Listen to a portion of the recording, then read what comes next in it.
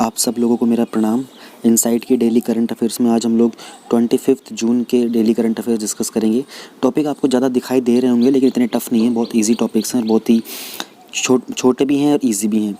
अच्छा, इनको स्टार्ट करने से पहले एक तो पहले रिवीजन कर लेते हैं। दूसरा मैं आपको एक बात बताता हूँ, 1 जुलाई से जो वीडियो होगी ना ये इनसाइट की डेली करंट अफेयर्स की, ये एक दिन और डिले आया करेगी।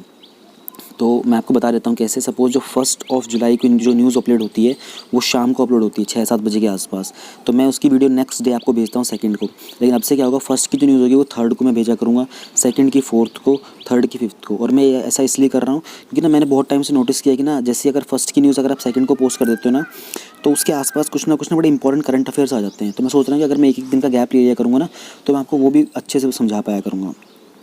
और इसमें थोड़ा सा दिक्कत आपको स्टार्टिंग के 1-2 दिन आएगी बस, बाकी फिर आप और इजीली आप समझ पाओगे, आपको फ़ायदा मिलेगा इसका। देखना, ये मैंने कुछ सोच समझ के ये डिसीजन लिया है।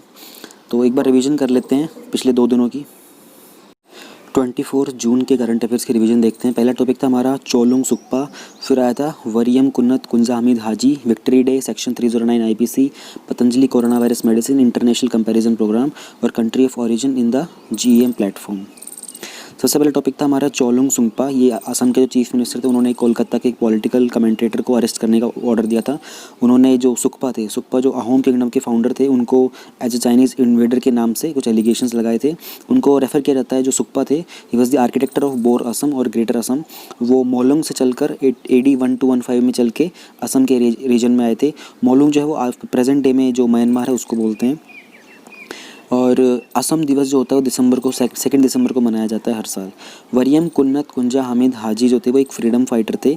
मलयालम एक्टर उनके ऊपर एक मूवी बना रहे हैं, पृथ्वीराज सुकुरम, क्योंकि उनके 100 ईयर्स पूरे हो रहे हैं अभी।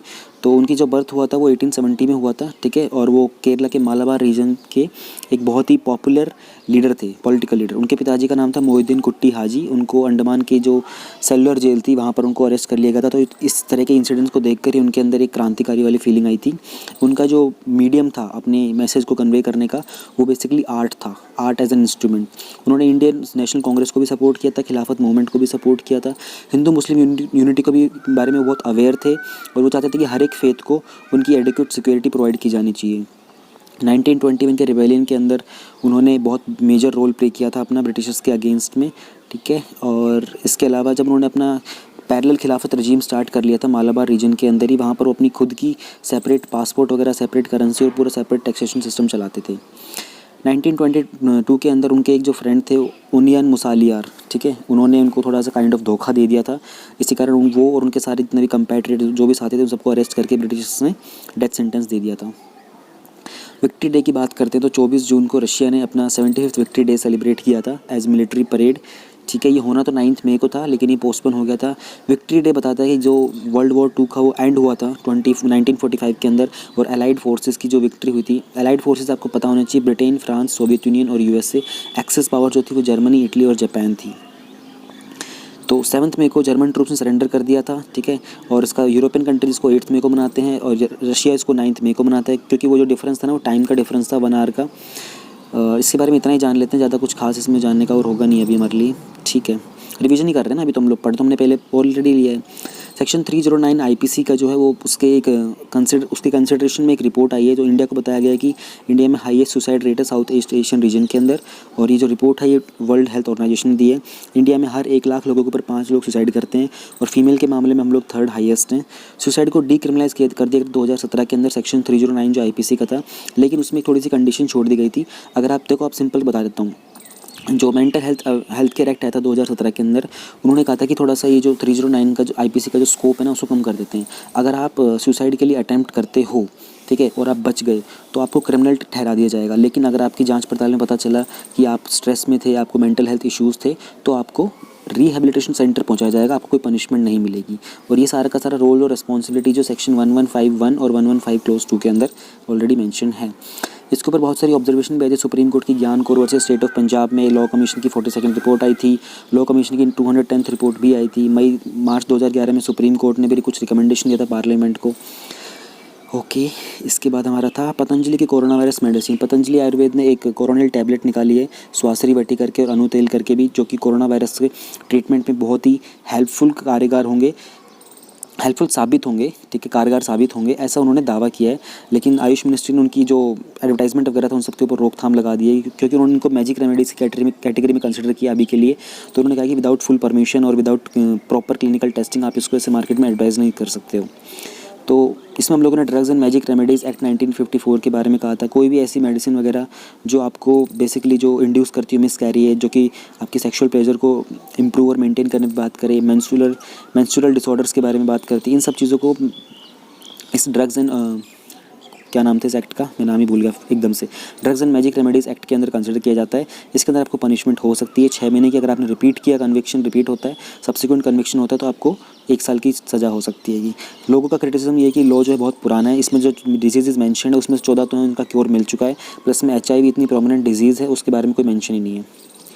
हम लोगों ने बात की थी इंटरनेशनल कंपैरिजन प्रोग्राम के अंदर। तो वर्ल्ड बैंक ने एक new purchasing power parity release किया था 2017 के अंदर, जो कि UN का इंटरनेशनल कंपैरिजन प्रोग्राम के अंदर होता है। जो world wide cost of livings होती है ना इकोनॉमीज़ की, उसके अंदर ये जो साइकिल था 2017 का साइकिल है। 176 कंट्रीज़ ने इसमें पार्टिसिपेट किया था। ICP वर्ल्ड का लार्जेस्ट डेटा कलेक्शन इनिशिएटिव है, UN स्टैटिस्टिकल कमीशन के अंडर आता है। और इसके बारे में बात करें तो इसके अंदर इंसेप्शन इंडिया जो था इसमें पार्टिसिपेट कर रहा है 1970 से ही। इंडिया की तरफ से मिनिस्ट्री ऑफ स्टैटिस्टिक्स इसमें पार्टिसिपेट करती है। इंडिया ने इसको को चेयर भी किया था ICP के 2017 साइकिल के अंदर। वर्ल्ड वाइड स्टेटस की बात करते तो इंडियन रुपीज़ की जो वैल्यू है, जो कि GDP के अंदर यानी कि PPP के अंदर परचेजिंग पावर पैरिटी में, वो 20.65 है। और 2011 में 15.5 पर थी। एक्सचेंज रेट की बात करते हैं तो करंटली 65.12 है, जो कि सेम पीरियड यानी कि 2011 में 46.67 था। इंडिया की पोजीशन अगर बात करें तो थर्ड लार्जेस्ट इकॉनमी बन के आती है अगर PPP के अंदर कंसिडर करते हैं तो, और GDP के टर्म में कंसिडर करते हैं तो ये 6.7% बनती है। PPP की बात करेंगे, ध्यान रहे। और सबसे टॉप पे चाइना है 16.4% में, और 16.3% पे US है। ध्यान रहे ये PPP GDP है। नॉमिनल GDP की बात करते हैं तो US टॉप पे, चाइना सेकंड के ऊपर है। रिवीजन में तो इतना ही बताएंगे, आगे चलते हैं वरना टाइम बहुत हो जाएगा। कंट्री ऑफ ओरिजिन की बात करेंगे, जो गवर्नमेंट मार्केट प्लेस है उसको, उसी के ऊपर एक आत्मनिर्भर कैंपेन को ध्यान में रखते हुए गवर्नमेंट ने बोला है कि जो भी ट्रेडर्स वगैरह होते हैं अपना जो भी प्रोडक्ट डिस्प्ले करेंगे उन सबके ऊपर अपना कंट्री ऑफ ओरिजिन ज़रूर मेंशन करेंगे। 23 जून की न्यूज़ की रिवीजन कर लेते हैं एक बार। सोलर एक्लिप्स देखा था, मिजोरम में अर्थक्वेक्स आ रहे थे, इंडिया जापान बॉर्डर के ऊपर पैंगोंग लेक की इंपॉर्टेंट, जापान ने कुछ डिस्प्यूटेड आइलैंड्स को रीनेम कर दिया है जो कि चाइना के साथ डिस्प्यूटेड थे। चाइना ने UN की आर्म्स ट्रेड ट्रीटी को ज्वाइन करने की बात की है। फ्लोरीन डिटेक्ट की गई है एक्सट्रीम हीलियम स्टार्स के अंदर। और लोन वोल्फ थ्रेट क्या होता है, सबसे पहले हम लोग देख लेते हैं सोलर एक्लिप्स की बात करते हैं। 21 जून जो कि समर सोलिस्टिस के अकॉर्डिंग सबसे लॉन्गेस्ट डे होता है ईयर का समर के अंदर, उस दिन एक एनुलर सोलर एक्लिप्स हुआ था। एनुलर सोलर एक्लिप्स की बात करते हैं तो ये देखो 3 टाइप के सोलर एक्लिप्स होते हैं। टोटल के अंदर पूरा का पूरा सन ब्लैक हो जाता है, एनुलर के अंदर एक रिंग बन जाता है, पार्शियल के अंदर थोड़ा सा आधा दिख रहा होता है। मून की अगर हम बात करें तो मून में आपको ध्यान रहे उसकी डार्क शेडो को अम्ब्रा बोलते हैं और लाइटर शेडो को पेनम्ब्रा बोलते हैं। अर्थक्वेक्स मिज़ोरम के अंदर क्यों हो रहे होते हैं रिसेंटली, मैं कहूँगा कि पिछले 5 दिनों के अंदर वहाँ पे 5 अर्थक्वेक आ चुके हैं जब मैं रिवीजन वाली न्यूज़ रिकॉर्ड कर रहा हूँ। 21 जून को वहाँ पर 5.1 मैग्नीट्यूड का एक मैग्नीट्यूड आया था, बेसिकली नॉर्थ ईस्टर्न स्टेट्स के अंदर आया था। जो जोन की बात कर लेते हैं तो वो जो पूरा का पूरा रीजन पड़ता है हमारे जोन 5 के अंदर पड़ता है, ठीक है, पूर्वांचल हिमालयन के रीजन के अंदर। एंटीक्लाइन सिंक्लाइन की हम लोगों ने बात की थी, आप लोगों को डायग्राम देख के समझ में आ रहा है। एंटीक्लाइन मतलब एंटी ग्रेविटी, ये मैंने आपको थोड़ा सा निमोनिक टाइप का बताने की कोशिश की थी। सिंक्लाइन मतलब in sync with the gravity. India China border dispute पे इंपॉर्टेंस हम लोगों ने पैंगोंग लेक की बात की थी। देखो लाइन ऑफ एक्चुअल कंट्रोल जो है वो पैंगोंग लेक के बीचों बीच से पास करती है। 45% एरिया जो है वो इंडिया के, 45 किलोमीटर का जो एरिया है वो इंडिया के पास है 135 में से, और जो बाकी बच गया पूरा का पूरा चाइना के पास है। मुझे अभी तक याद नहीं हो पा रहा है कि 135 में से 45 माइनस करेंगे तो कितने बचेंगे उस दिन भी मैंने अटक गया था, मैं अभी भटक गया हूँ, नेवर माइंड, ठीक है। कंट्रोल कौन करता है तो मैंने आपको बता दिया, 45 किलोमीटर हमारे पास में पड़ता है। हमारे पास वेस्टर्न रीजन है, जो पैंगोंग लेक है ना उसका वेस्टर्न रीजन इंडिया कंट्रोल करता है और ईस्टर्न रीजन जो वो चाइना कंट्रोल करता है।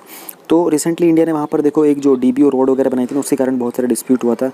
और चाइना के अकॉर्डिंग जो पैंगोंग लेक है उसकी बहुत सारी इंपॉर्टेंस है। 1962 के वॉर के अंदर चुशुल वैली जो था वहाँ को चाइना ने एक ही बहुत बैटल फ्रंट की तरह यूज़ किया था। तो पैंगोंग लेक का यूज़ करके चुशुल वैली जो है ना वो जहाँ पे LAC है पैंगोंग लेक के बीचों बीच, उससे थोड़ा सा साउथ ईस्टर्न की साइड पड़ेगा नीचे की तरफ। और अगर हम लोग बात करते हैं पैंगोंग लेक के बारे में तो देखो ये कनक्लेव लेक है। पैंगोंग वर्ड का जो मीनिंग होता है ना लद्दाखी लैंग्वेज में वो कनक्लेव होता है, और सो जो होता है वो तिब्बतन लैंग्वेज में लेक को बोलते हैं। 14,000 फीट के ऊपर है ये, सॉल्ट वाटर लेक है, टेथीस जियोसिंक्लाइन से बना हुआ है, 135 किलोमीटर लंबा है। जापान ने कुछ डिस्प्यूटेड आइलैंड्स का नाम रीनेम कर दिया है, ठीक है। चाइना के अंदर इन आइलैंड्स को दायोई बोलते थे और जापान के अंदर इनफॉर्मली इनको सेनकाकू बोलते थे। जापान ने जब चाइना जो था इंडिया के साथ एग्रेशन में बिजी था एलएसी के ऊपर, तो जापान ने इसको रीनेम करके तोनोशिरो सेनकाकू कर दिया है। जो वर्ल्ड वॉर हुआ था ना, वर्ल्ड वॉर के बाद यूएस ने इन आइलैंड्स को अपने नाम में कर लिया था। यूएस ने कुछ दिनों के बाद इसको रिटर्न कर दिया था जापान को ही, लेकिन चाइना क्लेम करता है कि ये हमारा रीजन है, क्योंकि यहाँ पर कुछ काफ़ी पहले की मतलब 1800 की बात करते हैं कुछ, तो वहाँ पर ताइवानीज़ जो थे, स्पेशली 1895 की ट्रीटी जो थी शिमोनोस्की, वहाँ पर उन्होंने कहा था कि ताइवानीज़ जो थे वहाँ पर वो एडमिनिस्ट्रेशन हैंडल करते थे, और ताइवान को चाइना वन पॉलिसी के अकॉर्डिंग अपना बताता है, ठीक है। तो इसलिए चाइना वहाँ पर अपना क्लेम करता है। चाइना ने कहा कि वो यूएन की आर्म्स ट्रेड ट्रीटी ज्वाइन करेगा। देखो आर्म्स ट्रेड ट्रीटी जो होती है ना, वो रिस्पॉन्सिबल होती है इंटरनेशनल कंसर्न होता है ना जितना भी, यानी कि वेपन्स का लेन देन मैनेजमेंट जो भी। इंडिया ने इस ट्रीटी को ज्वाइन नहीं कर रखा है, यूएस ने इसको ज्वाइन किया हुआ है, लेकिन यूएस इसको छोड़ने की बात कर रहा है। रशिया ने भी ज्वाइन नहीं कर रखा, पाकिस्तान ने भी ज्वाइन नहीं कर रखा। हमारे लिए इतना ज़रूरी है। चाइना इसको ज्वाइन क्यों करना चाहता है? देखो चाइना अब इस तरीके की इंपोर्ट एक्सपोर्ट में बढ़ना चाहता है। इंडिया इसको अगर ज्वाइन करेगा तो इंडिया तो इंपोर्ट कर नहीं पाएगा, यूएन उसके ऊपर कुछ ना कुछ बैरियर्स लगा देगा, कुछ ना कुछ बाउंडेशन फॉलो करनी पड़ेंगी। एक्सट्रीम हीलियम स्टार, देखो जो पूरा का पूरा यूनिवर्स है ना, उसके अंदर जो हाइड्रोजन है ना, वो सबसे मोस्ट अबंडेंट एलिमेंट है, यानी कि सबसे ज़्यादा अवेलेबल है। तो कुछ ऐसे स्टार्स भी हैं जहाँ पर हीलियम बहुत ज़्यादा है, लेकिन उन स्टार्स के ऊपर हाइड्रोजन की बिल्कुल ही मतलब या तो बिल्कुल डेफिशिएंट है या फिर है ही नहीं है। ऐसे स्टार्स के ऊपर फ्लोरीन डिटेक्ट किया है। किसने डिटेक्ट किया है? इंडियन इंस्टीट्यूट ऑफ एस्ट्रोफिजिक्स में, ठीक है। और उनमें ये माना जा रहा है कि बहुत स्ट्रॉन्ग केस होता है कि वो जो फॉर्मेशन हुई है इस तरह के ऑब्जेक्ट्स की, वो कार्बन, ऑक्सीजन, CO और हीलियम के जो वाइट डॉर्फ्स होते हैं उसके कारण हुएगी। तो एक्सट्रीम हीलियम स्टार मैंने आपको बता दिया है। 21 ऐसे स्टार्स हम लोगों ने डिटेक्ट कर लिए हैं ऑलरेडी गैलेक्सी के अंदर। लोन वॉल्फ थ्रेट की बात करते हैं। देखो लोन वॉल्फ में क्या होता है ना, कोई एक इंसान होता है, वो किसी की टेररिस्ट ऑर्गेनाइजेशन वगैरह की या फिर टेररिस्ट ग्रुप की आइडियोलॉजी वगैरह से इन्फ्लुएंस होके, उनके बिलीफ से इन्फ्लुएंस होके अकेला ही कोई भी वायलेंस या सोसाइटी के पीस को डिस्टर्ब करने के लिए कोई ऐसा एक्ट कर देता है। ये डायरेक्टली इन ऑर्गेनाइजेशन से कनेक्टेड नहीं होते, ये उनसे इन्फ्लुएंस्ड होते हैं। वहीं पर एक दूसरा टर्म आता है स्लीपर सेल्स का। स्लीपर सेल जो होते हैं ना, वो उनसे कनेक्टेड होते हैं ऑर्गेनाइजेशन के साथ, और वो सपोज करते हैं कि किसी एरिया के अंदर कोई स्लीपर सेल है, वो उस जगह पे बहुत सालों से रह रहे होते हैं, महीनों से, सालों से, दिनों से, ठीक है। जब उनकी टेररिस्ट ऑर्गेनाइजेशन के साथ उनको कुछ करना होता है ना, कोई भी वॉयलेंट एक्ट कैरी आउट करना होता है, तब वो एक्टिव हो जाते हैं। तो जब तक वो नॉर्मल लाइफ जी रहे होते हैं, हम लोगों के बीच में जाके उनको स्लीपर सेल्स का टैग दे दिया जाता है। काफ़ी रिवीजन हो गई, अब हम लोग अपने मेन कंटेंट पे जंप करते हैं। सबसे पहली जो हमारी 25 की जून की जो न्यूज़ है वो है commission to examine the sub categorisation of other backward classes. OBC के जो सब कैटेगराइजेशन करनी थी उसके लिए जो कमीशन बना था उसको एक्सटेंशन दी गई है। CGSSD credit guarantee scheme for the subordinate debt. Atmanirbhar Bharat के अंदर MSMEs के लिए 20,000 करोड़ का सबऑर्डिनेट डेट दिया गया था। उसमें CGSSD का क्या रोल होता है सब कुछ नहीं। प्रधानमंत्री की मुद्रा योजना के बारे में जानेंगे। एनुअल TB की रिपोर्ट आई है 2020 की। पाकिस्तान को FATF की ग्रे लिस्ट के अंदर ही रखा जाएगा। ये न्यूज़ तो बहुत बार आ चुकी है, लेकिन अभी का नया अपडेट दिया है इसके अंदर सिर्फ। ट्रंप ने सस्पेंड कर दिया H1B visa till year and 2020 के एंड तक। कोरोना वायरस के पैंडेमिक को ध्यान में रखते हुए इंडियंस सबसे ज़्यादा अफेक्ट हुए हैं इससे। Animal husbandry infrastructure development fund क्या होता है और Indian national space promotion and authorisation centre क्या है, इन सब के बारे में जानते हैं। तो सबसे पहला हमारा टॉपिक है GS1 के अंदर, ठीक है। और ये कवर होता है हमारा salient features of Indian society and diversity in India. एक कमीशन सेटअप किया गया था, जो भी OBC होती है ना हमारे, OBC अदर बैकवर्ड क्लासेस, इन सब के सब कैटेगराइजेशन के लिए, यानी कि इनके अंदर जो रिप्रेजेंटेशन होती है, देखो OBC का कितना % रिजर्वेशन होता है, 27% होता है। लेकिन इसमें ये ऐसा माना गया है कि जो क्रीमी लेयर है ना, वो काफ़ी सालों से इसका फ़ायदा उठा रहे हैं। तो सरकार ने क्या किया था कि कुछ ऐसे कैटेगरीज पता चली थी कि यार बहुत सारी ऐसी कैटेगरीज हैं जो और भी ज़्यादा बैकवर्ड हैं सोशली, इकोनॉमिकली, हर तरीके से, ठीक है। उनको थोड़ा सा अपलिफ्ट करने की ज़रूरत है, तो थोड़ा सा और सब कैटेगराइजेशन करने की ज़रूरत है, उनके ऊपर और फोकस लाने की ज़रूरत है। इसी को ध्यान में रखते हुए एक कमीशन बनाया गया था, ठीक है। इस कमीशन के बारे में अगर मैं आपको बात करूँ तो इस कमीशन को हेड करा था रिटायर्ड जस्टिस G रोहिणी जी ने, ठीक है। 2015 के अंदर इसकी बात की गई थी। National commission for backward classes ने प्रपोज किया था 2015 में कि ऐसा एक कमीशन बनाओ। तो अक्टूबर 2017 में प्रेसिडेंट रामनाथ कोविंद जी ने, उनकी पावर होती है प्रेसिडेंट की आर्टिकल 340 के अंदर, ये आपको याद होना चाहिए, बहुत इंपॉर्टेंट है 340, 341 ये सारे आर्टिकल। उन्होंने एक कमीशन अपॉइंट किया था जो कि सारे के सारे इश्यूज़ को देखेगा, भैया क्या प्रॉब्लम है OBC के अंदर, सब कैटेगराइजेशन की कहाँ कहाँ ज़रूरत है। उसके चेयरमैन बनाया था रिटायर्ड जस्टिस G रोहिणी जी को। आप इंश्योर करेंगी कहाँ कहाँ प्रायोरिटी देनी हम लोगों को एक्सट्रीमली बैकवर्ड क्लासेस को, ठीक है। ऊपर वाला जो कंटेंट मैंने थोड़ा सा नीचे स्किप किया है ना, उसको मैं ऊपर पढ़ाऊंगा अभी, 1 मिनट के लिए रुक जाइए आप। पहले हम लोग ये देख लेते हैं कि नीड क्या थी सब कैटेगराइजेशन की। Sub categorisation of the OBC ensure करेगा कि जो मोर बैकवर्ड है ना, यानी कि ओबीसी के अंदर भी और भी ज़्यादा बैकवर्ड क्लासेस होती हैं हमारी, उन सबको रिजर्वेशन का बेनिफिट्स मिले, स्पेशली एजुकेशनल इंस्टीट्यूशंस के अंदर और गवर्नमेंट जॉब्स के अंदर। प्रेजेंटली 27% रिजर्वेशन है ओबीसी का, लेकिन ये पूरा का पूरा मोनोलिथिक है, यानी कि इसके अंदर सब कैटेगराइजेशन नहीं है, which is the need of the hour. ठीक है, अब हम थोड़ा सा एक बार ऊपर की तरफ चल लेते हैं। पहली लाइन तो मैंने आपको पढ़ी दी थी। ठीक है, आर्टिकल 340 के बारे में बात कर लेते हैं। आर्टिकल 340 जो इंडियन कॉन्स्टिट्यूशन का है, उसमें आप एक कमीशन को अपॉइंट कर सकते हो। कौन अपॉइंट करेगा? प्रेसिडेंट में बाय ऑर्डर, प्रेसिडेंट राष्ट्रपति के आदेश के बाद आप एक ऐसा कमीशन अपॉइंट कर सकते हो जिसमें वो कुछ ऐसे लोगों को कंसिडर करेंगे जो फिट हो इस बात को इन्वेस्टिगेट करने के लिए कि भैया जो बैकवर्ड क्लासेज हैं उसमें सोशली और एजुकेशनली बैकवर्ड कितने हैं इंडियन टेरिटरी के अंदर। 340 आर्टिकल बहुत ज़्यादा इंपॉर्टेंट होगा सोशल इश्यूज़ के लिए रिगार्डिंग, और ये जो कमीशन वगैरह होते हैं ओबीसी वगैरह के तो बहुत इंपॉर्टेंट होते हैं। आपको थोड़ा सा हम लोग कॉन्स्टिट्यूशनल बेसिस के बारे में जान लेते हैं। आर्टिकल 14 जो है कॉन्स्टिट्यूशन का, वो ये गारंटी करता है इक्वलिटी बिफोर लॉ, कानून के सामने आप बिल्कुल बराबर हैं। इसका मतलब unequals can not be treated equally. आगे देखो, पूरी लाइन सुनोगे तब समझ में आएगा। Measures are required to be taken for the upliftment of the unequals. Unequals मतलब जिनको इक्वल ट्रीटमेंट नहीं मिल रहा है, स्पेशली जो डिप्राइव्ड क्लासेस की बात कर रहे हैं यहाँ पर, उन सब लोगों को एडवांस क्लासेस के लेवल पर ऑन द पार मतलब इक्वल लेवल के ऊपर लाने के लिए आर्टिकल 14 के अंदर हम लोगों को उनको एक फंडामेंटल राइट मिला हुआ है। यहाँ से एक सवाल मैं आपसे पूछता हूँ, मैंने बहुत रिपीट किया था, मुझे बताइए अगर आपका फंडामेंटल राइट वॉलेट हो रहा है तो आप 2 जगह जा सकते हैं, एक तो आप सुप्रीम कोर्ट जाएंगे, एक आप हाई कोर्ट जा सकते हैं। तो पहली तो चीज़ ये होगी कि सुप्रीम कोर्ट के पास जाएंगे तो कौन सा आर्टिकल होता है जो सुप्रीम कोर्ट को पावर देता है कि भैया अगर आपका फंडामेंटल राइट वॉलेट हो रहा है तो आपके लिए रिट पास करे। दूसरी बात मुझे बताइए, सेम चीज़ हाई कोर्ट के पास जाएंगे तो कौन सा आर्टिकल यूज़ होता है। थर्ड चीज़ ये बताइए कि रिट के मामले में हाई कोर्ट और सुप्रीम कोर्ट में ज़्यादा पावरफुल कौन है। मैंने बिल्कुल रिसेंटली आप लोगों को ही पढ़ाया होगा, और जो बहुत एक्टिवली रहते हैं उनको तो गूगल करने की ज़रूरत भी नहीं पड़ेगी, इसके आंसर के लिए फटाक से लिख देंगे। तो आर्टिकल 14 के बाद हम लोग बात कर लेते हैं आर्टिकल 16 की। आर्टिकल 16 का क्लोज 4 ये प्रोवाइड करता है कि जो स्टेट यानी कि कंट्री हो गया और राज्य हो गया, कोई भी रिजर्वेशन के अकॉर्डिंग प्रोविजन सेटअप कर सकता है बैकवर्ड क्लासेस के लिए, अगर उनको ऐसा लग रहा है कि भैया ये पर्टिकुलर बैकवर्ड क्लास का रिप्रेजेंटेशन जो है सर्विसेज के अंदर प्रॉपर नहीं है, एडिक्वेट नहीं है। तो ध्यान से सुनना दोबारा, बहुत इंपॉर्टेंट आर्टिकल्स हैं इसलिए मैं दोबारा रिपीट कर रहा हूँ। आर्टिकल 14 के अंदर तो ये होता है कि आप सबको इक्वली ट्रीट करोगे, ठीक है, जो भी डिप्राइव्ड क्लासेस होते हैं उनको एडवांस क्लासेस के पैरेलल लाने की कोशिश करोगे आप, ठीक है। आर्टिकल 16 क्लोज 4 के अंदर ये होता है कि स्टेट को यानी कि कंट्री को ऐसे प्रोविजंस बनाने पड़ेंगे जिसके कारण वो उनको सर्विसेज के अंदर इक्वल अपॉर्चुनिटी, इक्वल रिप्रेजेंटेशन दे सकें, ठीक है। अब हम बात कर लेते हैं थोड़ा सा सब कैटेगराइजेशन की। अच्छा, तो मैंने आपको बता ही दिया है, नीड भी मैंने आपको बता दिया है।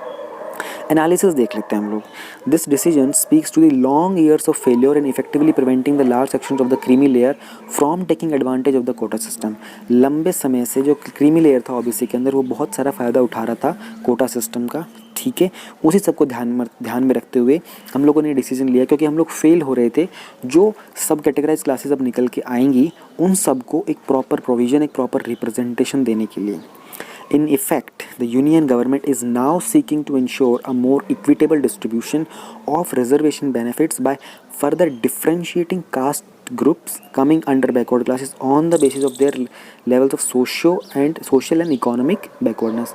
वही चीज़ें लिखी हुई, लेकिन पता है ये लैंग्वेज बड़ी अच्छी हैगी। आप, मैं कहूँगा कि इसको ना नोट डाउन करके लिख लो, ये तुम मेंस में कहीं भी बैकवर्ड का कोई भी आंसर आएगा ना बैकवर्ड क्लासेस का, बस लिख देना, सोचना मत ज़्यादा, बहुत अच्छे से लिखा हुआ है। इंस्टा लिंक्स की बात कर लेते हैं। तो मैंने कहा था कि मैं थोड़ा धीरे धीरे आई थिंक जो कमिंग मंथ होगा तो मैं ये इंस्टा लिंक्स वगैरह को थोड़ा सा और डीपली एक्सप्लेन करने की कोशिश किया करूँगा। तो जैसे ओवरव्यू ऑफ आर्टिकल 340, 14, 15, 16 की बात कर लेते हैं हम लोग। मैं आपको चारों के चारों समझा देता हूँ। वो जो भी फंडामेंटल राइट्स पूछे गए ना 340, 14, 15, 16, उनको बताने से पहले मैं एक बार आपको ये दिखा देता हूँ। तो मैं आपसे रिक्वेस्ट करूँगा, इस पूरे के पूरे चार्ट को ना आप अपने टेबल के सामने बना के चिपका लीजिए। पूरे साल आपको प्रिपरेशन में बहुत काम आने वाला है। आंसर राइटिंग में भी आप करेंगे, वहाँ पर आपको डेली कुछ ना कुछ बार बार चेक करना पड़ता है गूगल के ऊपर।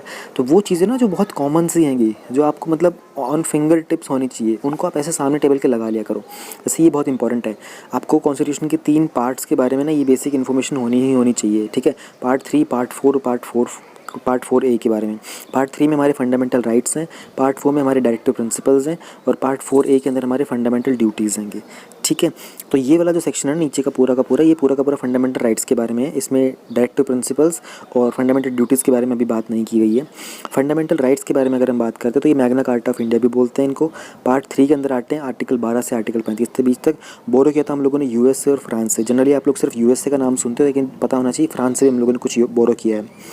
सस्पेंड किए जा सकते हैं इमरजेंसी के दौरान सिर्फ आर्टिकल 20 और 21 के अलावा। आर्टिकल 20 और 21 आते हैं राइट टू फ्रीडम के अंदर। ठीक है, life of right to life वाला वो सारा। और जो फंडामेंटल राइट्स होते हैं ना सिर्फ सिटीजन्स को होते हैं, लेकिन फॉरेनर्स को अवेलेबल नहीं होते। वो कौन से वो हैं आर्टिकल 15, 16, 19, 29 और 30। ये वाले आर्टिकल्स आपके किसी भी फॉरेनर को अवेलेबल नहीं है, सिर्फ इंडियन सिटीजन्स को अवेलेबल होते हैं। फिर हमारे जो 6 आर्टिकल्स, जो 6 फंडामेंटल राइट्स होते हैं उनकी बात करते हैं। Right to equality, right to freedom, right against exploitation, right to freedom of religion, cultural and educational rights और राइट टू कॉन्स्टिट्यूशनल रेमेडीज़। ये आर्टिकल 32 होता है। चलो मैंने आपसे सवाल पूछे थे, लेकिन यहाँ पे आपका आंसर मिल ही गया है। रिट्स के बारे में habeas corpus, mandamus, prohibition, certiorari, quo warranto. और इसका मैंने आप लोगों को शॉर्टकट भी बताया था ना, एक CPM हेडक्वार्टर करके। जिन्होंने रेगुलर फॉलो कर रहे हैं उनको याद होगा। CPM हेडक्वार्टर मैंने आपको बताया था इसका। कल्चरल और एजुकेशन राइट्स के बारे में आर्टिकल 29 से 30 होता है protection of interest of minorities. 25 से 28 होता है हमारा freedom of conscience, free profession, practice propagation of religion, prohibition of traffics in human beings and force labour. 19 से 22 हमारा इंपॉर्टेंट, ये दो काफ़ी ज़्यादा यूज़ होने वाले होते हैं। 14 से 18 में आता है हमारा पूरा का पूरा इक्वलिटी वाला concept, equality before law and equal protection of law. 19 से 22 वाले में आते हैं हमारे 6 right freedom of speech and expression, assembly, association, movement, residence and profession. तो आगे वाले जो क्वेश्चन थे ना इंस्टा लिंक्स के, वो मैं आपको सारे के सारे एक ही आर्टिकल में अब एक्सप्लेन कर दूंगा। पर मैं आपसे रिक्वेस्ट कर रहा हूँ बार बार, प्लीज़ इसको ना आप अपने टेबल के सामने बना के चिपका लो। स्क्रीनशॉट मत लेना, कोई फ़ायदा नहीं होने वाला है, कभी नहीं पढ़ने वाले फ़ोन में खोल के या फिर लैपटॉप में। इसको लिखो पेपर पर, अपनी पेन से लिखो, उसको पेस्ट कर लो A4 शीट से। इनसाइट लिंक के जो बाकी सारे क्वेश्चन थे ना वो पूरे के पूरे इस आर्टिकल में आपके कवर हो जाएंगे। मेरे को द क्विंट का ये बड़ा ही अच्छा एक आर्टिकल मिल गया 2018 का। इसमें हम लोग देखो वैसे पूछा तो नहीं है उसने, लेकिन फिर भी आप लोग जब UPSC के लिए प्रिपेयर कर रहे हो तो शेड्यूल्ड कास्ट के बारे में, शेड्यूल्ड ट्राइब के बारे में और ये OBC EBC सब के बारे में आपको थोड़ा थोड़ा आइडिया दे दूँगा। नीचे सारे के सारे क्वेश्चन इस आर्टिकल में कवर हो जाएंगे। बहुत ही अच्छा आर्टिकल मिला है मुझे। मैं इसका लिंक शेयर करूँ या ना करूँ, चलो रहने देता हूँ, आप इसमें सारा पढ़ तो लोगे ही। शेड्यूल्ड कास्ट जो होती हैं वो सब कम्युनिटीज़ होती हैं with in the framework of Hindu caste system who have historically face deprivation. यार ये ना पता है मैं क्यों दिखा रहा हूँ आप लोगों को, क्योंकि ये ना इंट्रोडक्शन पार्ट के लिए बड़ी अच्छी सारी की सारी डेफिनेशन इन्होंने बहुत अच्छे से कंटेंट निकाल के रखा हुआ है। ठीक है, सिर्फ मार्जिनलाइज हिंदू कम्युनिटीज़ ही होती हैं, उन्हीं को आप शेड्यूल्ड कास्ट डिस्क्राइब कर सकते हो। ये कॉन्स्टिट्यूशन ऑर्डर 1950 के अंदर मैंशनड है। अब ये आपके पास फैक्ट भी मिल गया और आपको ऊपर डेफिनेशन भी बड़ी अच्छी मिल गई शेड्यूल्ड कास्ट की। ठीक है, ये तो एक वो है, किसी का कमेंट है, इसको तो लिखने की ज़रूरत नहीं है। तो पहले बता रहे कि वो लोग जो बिलोंग करते हैं ना 4 मेजर वर्ण से, ठीक है, या और उनको बोलते थे स्वर्ण। ठीक है, इन तो 4 वर्ण के सिस्टम हुआ करते थे हमारे, उसी के अंदर से शेड्यूल्ड कास्ट हम लोगों ने निकाला। इसके अंदर और डीप में हम नहीं जाएंगे। शेड्यूल्ड कास्ट जो ओरिजिनेट कहाँ से हुआ था, गवर्नमेंट ऑफ इंडिया एक्ट था, उन्होंने इंप्लीमेंट किया था ब्रिटिश जो कि ब्रिटिशर्स के द्वारा इंप्लीमेंट किया था 1935 के अंदर। उसमें एक डेफिनेशन दी गई थी शेड्यूल्ड कास्ट की पार्ट 14 के अंदर, जो भी एक्ट जो 1935 का एक्ट था। और सेम डेफिनेशन जो है वो कंटिन्यू होती है पोस्ट इंडिपेंडेंस भी। ध्यान रहे 1935 का गवर्नमेंट ऑफ इंडिया एक्ट जो था, जिन्होंने पॉलिटी पढ़ ली है उनको पता होगा, जिन्होंने मॉडर्न हिस्ट्री पढ़ ली है उनको पता होगा। तो 1935 के एक्ट के अंदर पार्ट 14 के अंदर हमारे शेड्यूल्ड कास्ट की डेफिनेशन गिवन है, ये लिखने की ज़रूरत नहीं है। Minds behind the Indian constitution was namely B.R. Ambedkar. उनको लगा था कि बहुत ही एक्टिवली एम्पावर करने की ज़रूरत है इन कम्युनिटीज़ को जो कि सोशली, इकोनॉमिकली, फाइनेंशियली बैकवर्ड हैं। It was in the mind of the constitution included provision to protect the right of these marginalized communities। Word पे ध्यान दो, ये वर्ड यूज़ किया करो अपने आंसर राइटिंग के अंदर, आपको बहुत बेनिफिट मिलेगा। तो शेड्यूल्ड कास्ट के लिए हमारा लॉ कौन सा है? कॉन्स्टिट्यूशन जो है ना शेड्यूल्ड कास्ट को बहुत प्रोटेक्शन प्रोवाइड करता है राइट्स वगैरह में। जैसे आर्टिकल 15 हो गया, कॉन्स्टिट्यूशन को कहता है कि जो स्टेट है वो बिल्कुल भी डिस्क्रिमिनेट नहीं करेगा on the basis of caste, religion, race, place of birth. Clause 2 जो है आर्टिकल का वो क्या ऐड करता है, no citizen shall on the grounds of religion. ये तो पढ़ने की जरूरत नहीं यार, मैंने ऊपर जो बोला वही तो था। ठीक है, आर्टिकल 16 भी यहाँ पे देख लेते हैं हम लोग। कॉन्स्टिट्यूशन ये अश्योर करता है कि इक्वल अपॉर्चुनिटी मिलेगी इन सिटीजन्स को एम्प्लॉयमेंट के लिए ऑफिस के अंदर अंडर द स्टेट, यानी कि गवर्नमेंट ऑफिस के अंदर वो गारंटी देता है, प्राइवेट ऑफिस के अंदर कोई गारंटी नहीं होती है। ठीक है, उसमें प्रमोशन की भी बात करता है without discrimination. Apart from this article 46 जो है कॉन्स्टिट्यूशन का, वो ये बताता है कि स्टेट को प्रमोट करने की ज़रूरत है एजुकेशनल और economic interest of the weaker section, namely scheduled caste and scheduled tribe. अब आर्टिकल 46 हमारा किसके अंदर आता है? देखो आर्टिकल 46 हमारा आता है DPSPs के अंदर, ठीक है, directive principles of state policy.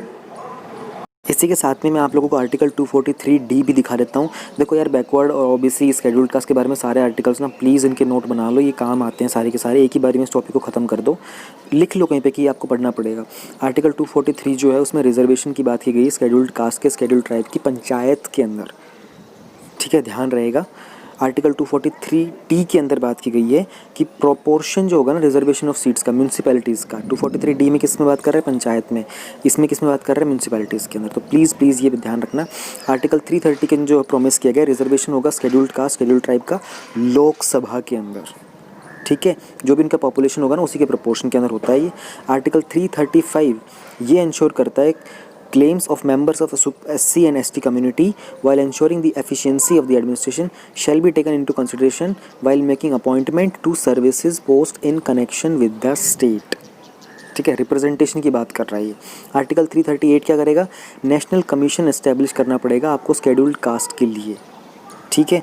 Article 340 हम लोगों ने अभी पढ़ा था, फिर रिवाइज कर लेते हैं। प्रेसिडेंट के पास पावर होती है, कमीशन सेटअप करेगा बैकवर्ड क्लासेस के उनके जो कंडीशन चल रही है, उनका जो स्टेटस है उसको इन्वेस्टिगेट करने के लिए। तो वो कौन सी कम्युनिटीज़ हैं जो शेड्यूल्ड कास्ट कैटेगरी के अंदर फॉल करती हैं? आर्टिकल 341 कॉन्स्टिट्यूशन का प्रेसिडेंट को ये पावर देता है कि वो नोटिफाई करते हैं on the recommendation of the governor and the other cabinets कि कौन सी कास्ट को कंट्री के अंदर, स्पेसिफिक स्टेट्स के अंदर शेड्यूल्ड कास्ट की कैटेगरी के अंदर डालना है। ध्यान रहे कौन सा आर्टिकल? 341। बहुत अच्छे आर्टिकल्स आ रहे हैं, इनको नोट डाउन करते चलना, मिस मत करना, कभी सुनते जा रहे हो सिर्फ आप। जो मेंबर्स हैं मार्जिनलाइज कम्युनिटीज़ के, जो प्रैक्टिस करते हैं हिंदुज़म, उन्हीं को शेड्यूल्ड कास्ट में डाल सकते हैं। और ये कहाँ पर मेंशन्ड है? ये मेंशन्ड है कॉन्स्टिट्यूशन शेड्यूल्ड कास्ट ऑर्डर 1950 के अंदर, ठीक है, जो कि पहली लिस्ट है शेड्यूल्ड कास्ट की। सिर्फ और सिर्फ हिंदुज़म रिलीजन वाले लोग जो हैं वही शेड्यूल्ड कास्ट के अंदर आ सकते हैं। Ministry of social justice and empowerment ने पब्लिश किया था एक स्टेट वाइज लिस्ट कास्ट जो कि फॉल करती है शेड्यूल के अंदर, ठीक है ना। Only those people who are carrying a certificate of caste from the list states qualify for the protections afforded to the members of SC community. एक लिस्ट होती है जो SC कम्युनिटीज़ की इंडिया की, वो यहाँ पर इस लिंक पे है, तो ये तो मैं आपको क्या दिखाऊंगा। What laws created to protect the scheduled caste. अब शेड्यूल्ड कास्ट को प्रोटेक्ट करने के लिए कौन से कानून है? पहला हमारे पास कानून है scheduled caste and tribes prevention of atrocities 1989, very important act, ठीक है, ये IPC के अंदर आता है। ओके, डीप में देखो, इससे ज़्यादा गहराई में मैं नहीं जा सकता हूँ, ठीक है। ये एक अच्छा डेटा है, जो NCRB का डेटा था 2017 में एनुअल रिपोर्ट में, उसमें बताया गया था कि 2016 के अंदर SC ST के अगेंस्ट 40,801 क्राइम्स किए गए थे, ठीक है। एक द वायर की एक रिपोर्ट थी, उसमें बताया गया था कि जितने भी क्राइम्स हैं, including those that where alleged offender as a public official would be recorded under other IPC section, thus reducing the number of crimes reported अंदर। यानी कि कुछ जो थे वो IPC के अंडर, जो कि would be recorded under IPC sections, उनकी काउंटिंग इसमें कम की गई है, यानी कि 40,000 के बियॉन्ड ही थे। तो आपको एक रफ एस्टिमेट, आपको हालांकि आपको ये नहीं चेक करना है कि द वायर ने क्या लिखा है, आपको लिखना है NCRB का डेटा क्या है, बस दैट्स इट। इसके अलावा मैं आगे आपको दिखाता हूँ। तो prohibition of employment as manual scavenging से रिलेटेड क्वेश्चन आ चुका है UPSC के अंदर, ठीक है। और ये जो था रिहेबिलिटेशन एक्ट था, इंप्लीमेंट किया था 2013 के अंदर। जो भी लोग मैनुअल स्कैवेंजिंग करते हैं ना, ये लोग जो इस तरह से नाले वाले के अंदर निकल के जाके सफाई करते हैं, इसको बंद करने के लिए। शेड्यूल्ड ट्राइब के बारे में थोड़ा सा मैं आपको आइडिया दे ही देता हूँ, ठीक है। कुछ हमारे पास इंडिया में तकरीबन 700 शेड्यूल्ड ट्राइब्स हैं, और ये किसका डेटा है? National commission for scheduled tribe का। तो कितनी अच्छी आपको इन्फॉर्मेशन मिल गई है, प्लीज़ नोट डाउन कर लीजिएगा इसको। शेड्यूल्ड ट्राइब की डेफिनेशन हमारी कहाँ पर मिलती है? 1931 के सेंसस से हम लोग निकालते हैं, ठीक है। नेशनल कमीशन ने शेड्यूल्ड ट्राइब को कैसे एक्सप्लेन किया हुआ है? Primitive, geographical isolation, shyness and educational economic backward classes. अब ये देखो, तुमको दिख तो रहा होगा कि काफ़ी टफ शब्द हैं, लेकिन ये अगर कमीशन ने अगर ये डेफिनेशन लिखी हुई है तो मैं कहूँगा कि आप इसको लिख लो अपने नोट्स के अंदर, और ये इसको लिखना है आपको एग्ज़ाम में। काफ़ी कुछ है आज इंपॉर्टेंट जो कि एग्जाम में लिखने का है। जो मिनिस्ट्री ऑफ ट्राइबल अफेयर्स, उन्होंने लिस्ट एक रिलीज़ की थी 75 ट्राइब्स की, जो कि पर्टिकुलरली वल्नरेबल ट्राइबल ग्रुप्स हैं। ध्यान रहे, और कहाँ कहाँ पे हैं ये? 18 स्टेट्स में और यूनियन टेरिटरीज़ के अंदर हैं, ठीक है, और मिनिस्ट्री इनके लिए वेलफेयर एक्टिविटीज़ भी कैरी आउट करती है। तो शेड्यूल्ड ट्राइब को प्रोटेक्ट करने के लिए हमारे कौन से कानून बनाए गए थे? तो मेजर एक आता है हमारा आर्टिकल 342, जो प्रेसिडेंट को पावर देता है कि वो नोटिफाई करेगा इन कम्युनिटीज़ को जो कि क्लासीफाई की जाएंगी शेड्यूल्ड ट्राइब्स के अंदर। इसके अलावा फंडामेंटल राइट जो होते हैं आर्टिकल 15-16 वो तो उनको देखते हैं कि नॉन डिस्क्रिमिनेशन होगा इनके ऊपर।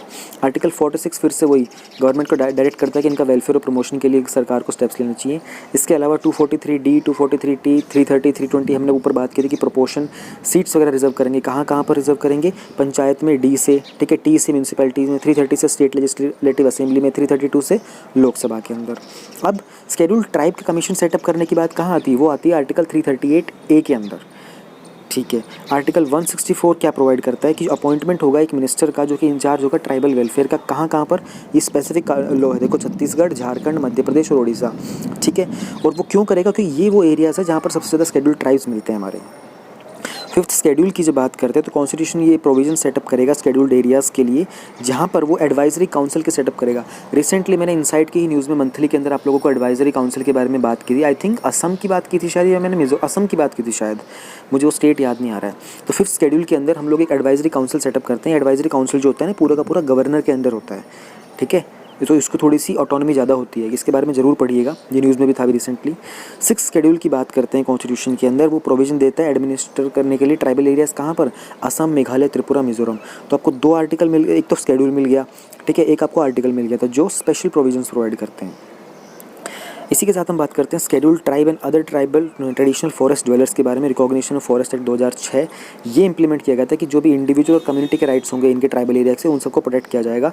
2006 का एक्ट है, तो बिल्कुल पूछा जा सकता है। अब हम बात कर लेते हैं ओबीसी, जो हमारा एक्चुअल में टॉपिक चल रहा था। देखो यार, ये कंटेंट इतना अच्छा मिला ना मुझे, मैं क्या करूँ, मेरे को लगा कि आपको एक्सप्लेन कर देता हूँ। हर बार लोग बोलते थोड़ा और एक्सप्लेन करो, तो मैं सोचा कि आज ढंग से एक्सप्लेन कर ही देते हैं आप लोगों को।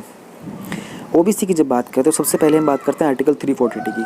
प्रेसिडेंट के पास पावर होती है, वो एक ऐसे कमेटी को सेटअप करेंगे जो इन्वेस्टिगेट करती है कि प्रॉपर अपलिफ्टमेंट, वेलफेयर और डेवलपमेंट हो रहा है कि नहीं हो रहा है, ठीक है। मंडल कमीशन इसके लिए सेटअप किया गया था 1978 के अंदर, और उससे पहले एक केलकर कमेटी भी उठाई गई थी, उसके बारे में भी नीचे मेंशन होगा, मैं आप लोगों को बता दूंगा। चलो ठीक है, सीक्वेंस में चलते हैं। देखो यहाँ पर बहुत इंपॉर्टेंट बात जो हमारी जानने की है, जो हमारा जो इनसाइट लिंक के जो क्वेश्चंस थे ना, वो ये है कि जो national commission for backward classes है ना, उसी को ये टास्क मिला हुआ है कि वो मेंटेन करेगा, अपडेट करेगा स्टेट वाइज लिस्ट किसकी? ओबीसी की। और उसके क्राइटेरिया क्या होंगे? जो भी नोटिफिकेशन दी जाएगी प्रेसिडेंट के द्वारा। ये क्वेश्चन में है वहाँ पर, तो मैं आपको इसलिए इंपॉर्टेंटली बता रहा हूँ। तो कानून क्या कहता है बैकवर्ड क्लासेस के बारे में? आर्टिकल 15 और 16 वही बोलते हैं कि जो शेड्यूल्ड कास्ट कम्युनिटीज़ होती हैं, जो शेड्यूल्ड कास्ट कम्युनिटीज़ के लिए जो लॉ अप्लाई होता है, सिमिलरली अप्लाई होता है बैकवर्ड क्लासेस के लिए, जो मैंने ऊपर बताया था। मंडल कमीशन बहुत इंपॉर्टेंट हो जाता है, रिजर्वेशन की बात करते हैं, ओबीसी की बात करते हैं तो मंडल कमीशन ने अपनी जो रिपोर्ट थी वो सबमिट की थी 1980s के अंदर, और उसका जो क्राइटेरिया था, जो भी मेजर्स लिए गए थे बैकवर्डनेस के लिए, उन्होंने कहा था कि नियरली 52% जो इंडिया की पॉपुलेशन है वो ओबीसी कैटेगरी में आती है। अब ये आप कोट कर सकते हो आंसर के अंदर कि as per the Mandal commission 52% of the India's population falls in OBC category. तो इसी बात को इनकी जो एडिक्वेट रिप्रेजेंटेशन देने के लिए उन्होंने कहा था कि इनकी वो 27% की इनकी रिजर्वेशन होना बहुत इंपॉर्टेंट है। कि जो इनिशियल रिकमेंडेशन आई थी ना इस प्रोपोर्शनेट को लेकर, उसमें भी कुछ बताया गया था कि मैंडेट होना चाहिए 52% रिजर्वेशन सिर्फ ओबीसी के लिए। लेकिन ये क्या कर रहा था, जो कॉन्स्टिट्यूशन का प्रोविजन है ना कि 50% टोटल रिजर्वेशन होनी चाहिए, उसको एक्सीड कर रहा था, इसलिए इसको कम कर दिया गया था। फिर इसी जो कमीशन था, ये परसेंटेज थी, ये 27 की गई थी। इसके एडिशन जो एग्जिस्टिंग 22% रिजर्वेशन था वो शेड्यूल्ड कास्ट का और ट्राइब का है। फाइनल परसेंटेज जो सीट्स की थी रिजर्व की state funded education institution government के अंदर, वो होती है 49%। रिसेंटली तमिलनाडु के अंदर भी केस आया था नीट वाला, वहाँ पे भी हम लोगों ने रिजर्वेशन वाले टॉपिक को डिस्कस किया था। इसके बाद बाकी तो ज़्यादा बात, इकोनॉमिक बैकवर्ड क्लासेस रहने देते हैं, काफ़ी लंबा टॉपिक हो गया। अब हम लोग अपने नेक्स्ट टॉपिक पे चलते हैं। ये देखिए, ये सारे के सारे टॉपिक्स थे। पावर टू इंक्लूड और exclude communities from the centre list to OBC, और स्टेट पावर की, स्टेट की क्या पावर होती है कैटेगरीज करने के लिए, मंडल कमीशन, प्रेसिडेंट की power, head of the commission तो हम लोगों ने ऊपर डिस्कस ही कर लिया था, रिटायर्ड जज जो थी। ओवरव्यू ऑफ द आर्टिकल 340, 14, 15, 16 मैंने आप लोगों को एडिशनली बता दिया है। एक बार जरा मेंस का क्वेश्चन देख लेते हैं। Discuss the need for the sub categorisation of OBCs. Need की हम लोगों ने बात की थी, वो यही नीड थी।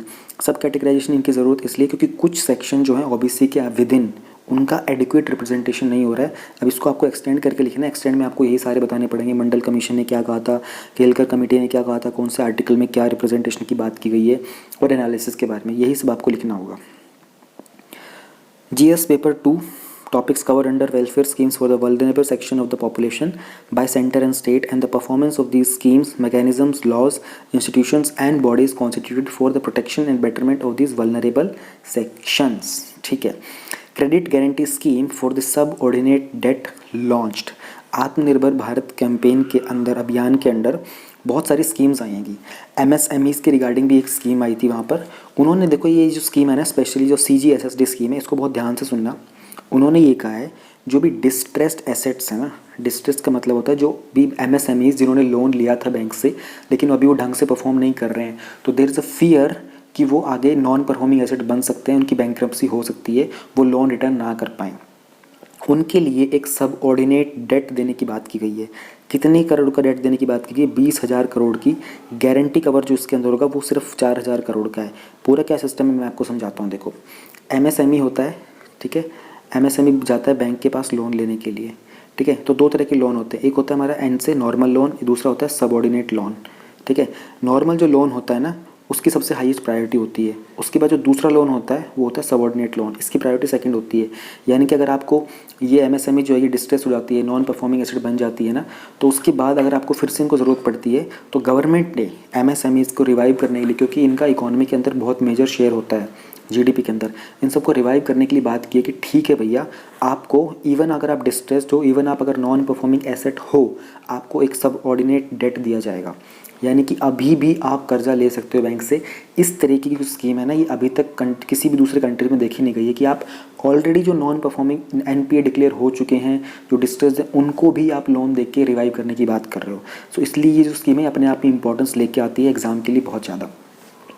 जब हम लोन को रीपे करने की बात करते हैं तो हम स्ट्रक्चर की बात करें तो नॉर्मल लोन आता है, ठीक है. फिर सबऑर्डिनेट लोन आता है. उसके बाद आपके जो प्रेफरेंसेबल शेयर होल्डर्स वगैरह होते हैं ना, उन सब की देने की बात करते हैं. यानी कि अगर आप नॉन परफॉर्मिंग एसेट बन गए तो आपके जो भी एसेट वगैरह होते हैं उन सबको बेच करके मार्केट में बैंक जो अपना सारा का सारा लोन वापस लेगा. तो जो पहले जो नॉर्मल लोन का पैसा होता है ना, पहले वो चुकाया जाएगा. फिर आपका जो सबऑर्डिनेट डेट का पैसा होता है वो चुकाया जाएगा. थर्ड नंबर के ऊपर आपकी जो बाकी जो प्रेफरेंशियल शेयर होल्डर्स वगैरह होते हैं उनका पैसा चुकाया जाता है, ठीक है. अब यहाँ पर बात रहे कि ये डिस्ट्रेस्ड एमएसएमई सेक्टर के लिए जो नॉन परफॉर्मिंग एसेट्स हैं उनके लिए सरकार इनको बोल रही है बैंकों को कि भैया आप 20 लाख करोड़ तक का सबऑर्डिनेट डेट रेडी रखिए, एमएसएमईज़ को दे दीजिए. जनरली जो बैंक्स वगैरह होते हैं ना, एमएसएमईज़ को डेट देने में थोड़ा सा टकराते, मतलब ऐसे मना सा करते हैं, मतलब इनकार सा दिखाते हैं कि एमएसएमईज़ जो होते हैं ना बहुत शॉर्ट परफॉर्मिंग एंटरप्राइजेज होते हैं, कभी भी फेल हो सकते हैं. तो उनका जो लोन हो सकता है ना वो नॉन परफॉर्मिंग एसेट बन जाता है उनका वहाँ पे. इसलिए तो सरकार ने इनको बोला है कि आप इनको 20,000 करोड़ तक का पूरा सेटअप कीजिए, ठीक है. पूरी आरबीआई वगैरह के थ्रू प्लानिंग जाती है एवरीथिंग. फिर सरकार ने बोला कि अगर ये सबऑर्डिनेट डेट जो है ये पे नहीं कर पाते हैं तो इसमें से 4,000 करोड़ तक का हम लोग आपको देंगे, ठीक है. अब ये बात ये है कि एमएसएमई को तो इसमें फ़ायदा हो जाएगा, सरकार को 4,00,000 करोड़ तक का नुकसान 4,000 करोड़ तक का नुकसान जा सकता है. लेकिन सबसे ज़्यादा जो बर्डन आता है ना इसके कारण, इस वाली स्कीम के कारण, वो आता है बैंक्स के ऊपर, ठीक है. और एमएसएमईज़ कौन से एमएसएमईज़ होंगे? वो जो कि डिस्ट्रेस्ड और एनपीए डिक्लेयर हो चुके हैं कब तक? 30 अप्रैल 2020 तक, उन्हीं के लिए है ये, ठीक है. इसमें होता है credit guarantee fund trust for MSME. Credit guarantee fund trust का मतलब क्या होता है? एक वो ये जो स्कीम होती है 2000 में स्टार्ट की गई थी. इसके अंडर क्या होता है कि अगर कोई भी एमएसएमई वगैरह जो होती है ना वो नॉन परफॉर्मिंग एसेट बन जाती है तो उसके लोन वगैरह को रीपेमेंट करने की गारंटी जो होती है ना वो सरकार की होती है. तो सरकार ये CGTMSE की जो स्कीम होती है इसके तहत बैंकों का लोन पे करती है सरकार अपनी तरफ से. तो ये एमएसएमई के लिए फ़ायदे की चीज़ है. इसमें नुकसान किसका होता है? सरकार का नुकसान होता है, ऑब्वियस सी बात है. इम्प्लीमेंटेशन की बात करेंगे तो इसमें इम्प्लीमेंटेशन इंपॉर्टेंट नहीं है, सिग्निफिकेंस थोड़ा सा देख लेते हैं, ज़्यादा इंपॉर्टेंट है. ये जो स्कीम है ना ये बहुत सपोर्ट प्रोवाइड करती है तकरीबन 2 लाख एमएसएमईज़ को, जो हेल्प करेंगे इकोनॉमी को रिवाइव करने में. देखो मैं आपको बोलता हूँ बहुत डिफरेंट टाइप की स्कीम है. तकरीबन 2 लाख एमएसएमईज़ ऐसे टारगेट किए जाएंगे जो ऑलरेडी स्ट्रेस में है, जिनके ऊपर बहुत सारा लोन है, जो परफॉर्म ढंग से नहीं कर रहे, और जो एनपीए डिक्लेयर हो चुके हैं, नॉन परफॉर्मिंग डिक्लेयर हो चुके हैं उनको. इससे कारण क्या होगा कि बहुत सारे मिलियंस ऑफ लोगों को जॉब्स मिलेगी और उनकी लाइवलीहुड मेंटेन होगी. बेनिफिशरीज़ मैंने आपको बता दिया कि जो 30 अप्रैल तक जो भी एनपीए और स्ट्रेस थे उनको मिलेगा. Credit guarantee fund trust for MSME, ये मैं आपको बताता हूँ। कैटेगराइजेशन ऑफ एमएसएमई, ये नई जो आत्मनिर्भर भारत कैंपेन के दौरान, अभियान के दौरान ना एमएसएमईज की जो कैटेगरीज थी ना उनको थोड़ा सा चेंज कर दिया गया था। पहले हुआ करती मैन्युफैक्चरिंग की अलग और उसके बाद सर्विसेज की अलग होती थी। मैं आपको अभी चार्ट में दिखाता हूँ, थोड़ा सा बता रहा हूँ ऊपर से। अब इनको चेंज करके उनका टर्नओवर कितना है और उनका ये फंड वगैरह कितना है उसके बेस के ऊपर नई उनकी कैटेगरीज बना दी गई है। ये सबको पता होना चाहिए। मैंने एक बार पहले क्वेश्चन में भी पूछा था, कुछ लोगों ने बहुत करेक्ट आंसर दिया था, कुछ लोगों ने आंसर बड़ा गलत दिया था। फिर हम लोग बात करते हैं कि एमएसएमई का शेयर कितना है हमारी जीडीपी के अंदर। ठीक है, ये देखिए, ये जो चार्ट है गवर्नमेंट की तरफ से की तरफ से प्रोवाइड किया गया है। एग्जिस्टिंग जो एमएसएमई की क्लासिफिकेशन थी वो क्या थी उस समय। पहले जो क्राइटेरिया हुआ करता वो था कि कितना आपने इन्वेस्टमेंट किया है प्लांट पे, मशीनरी के ऊपर और इक्विपमेंट के ऊपर, उसके बेस के ऊपर आपकी क्लासिफिकेशन की जाएगी। यानी कि माइक्रो, स्मॉल और मीडियम के अंदर दो तरह की होती थी। एक तो पहली बात मैन्युफैक्चरिंग थी, दूसरा सर्विसेज।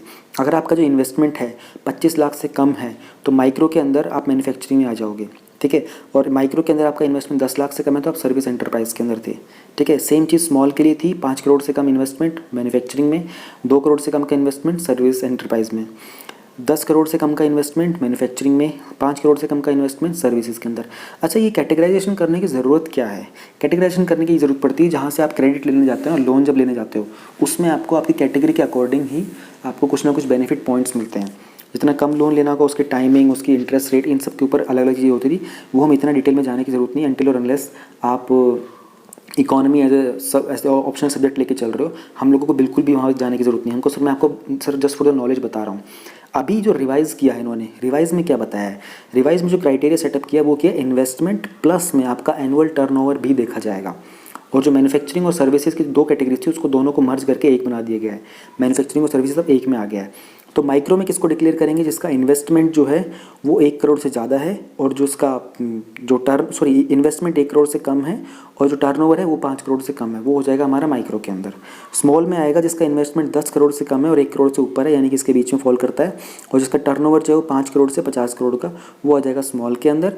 और मीडियम के अंदर आ जाएगा इन्वेस्टमेंट लेसर देन 20 करोड़ और लेसर देन 100 करोड़। यार ये ना थोड़ा सा चार्ट में आपको बताऊँ याद रखना पड़ेगा क्योंकि ये अभी रिसेंटली रिविजन हुआ है इसके अंदर। ठीक है, तो ये प्रीलिम्स में आने के चांसेस बढ़ जाते हैं, तो इसलिए आपको ये याद रखने की ज़रूरत है। हमसे पूछा गया था ये जो CGTMSE जो स्कीम है, क्रेडिट गारंटी फंड वाली जो स्कीम है, इसके बारे में बताइए। इसको लॉन्च किया गया था 2000 के अंदर गवर्नमेंट ऑफ इंडिया के द्वारा, ताकि आपको कोलेट्रल फ्री क्रेडिट प्रोवाइड किया जा सके एमएसएमई को। कोलेट्रल फ्री का मतलब क्या होता है?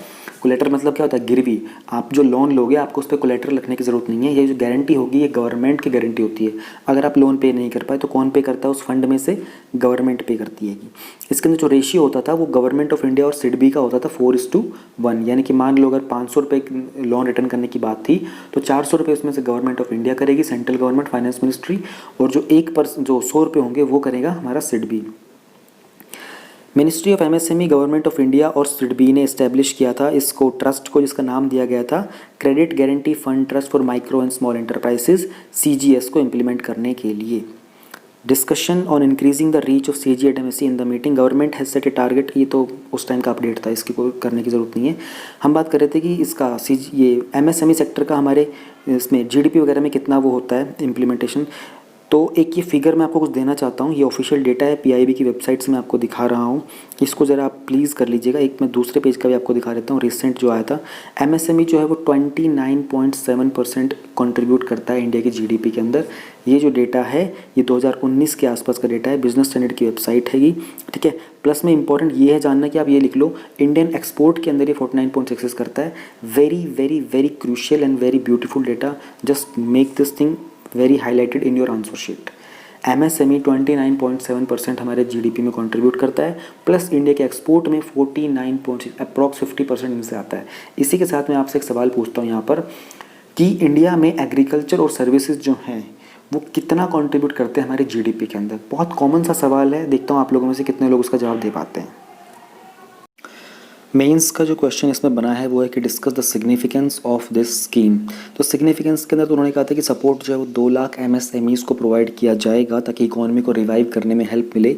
लेकिन आपको इसके साथ साथ बाकी इम्प्लीमेंटेशन कैसे होगा, ओवरव्यू क्या हो सकता है, ठीक है। इसके अलावा हम लोगों ने ऊपर भी कोई बात की थी कि इसके रिलेटेड नहीं, ऊपर कुछ और था। तो इस स्कीम के अंदर आपको ये सब कुछ लिखना पड़ेगा, इम्प्लीमेंटेशन लिखना पड़ेगा, सिग्निफिकेंस लिखना पड़ेगा। एक्चुअली सिग्निफिकेंस वाले पार्ट में थोड़ा एक्सपेंड करने की जरूरत पड़ेगी। एमएसएमई की कैटेगराइजेशन आपको बतानी पड़ेगी, जो मैंने यहाँ पे कैटेगराइजेशन बताई ना, मैन्युफैक्चरिंग और सर्विसेज को मर्ज कर दिया गया है, वो सब। Welfare schemes for vulnerable sections of the population by center and states for the performance of these schemes, mechanism, laws, institutions and bodies constituted for the protection and betterment of these vulnerable sections. प्रधानमंत्री मुद्रा योजना, देखो प्रधानमंत्री मुद्रा योजना जो है ना, एक सब्सिडरी है किसका, सिडबी का। तो उसके लिए पहले मैं आपको दिखा देता हूँ एक बार सिडबी होता क्या है, ठीक है, ताकि हम स्कीम में आगे उसी तरीके से बढ़ेंगे।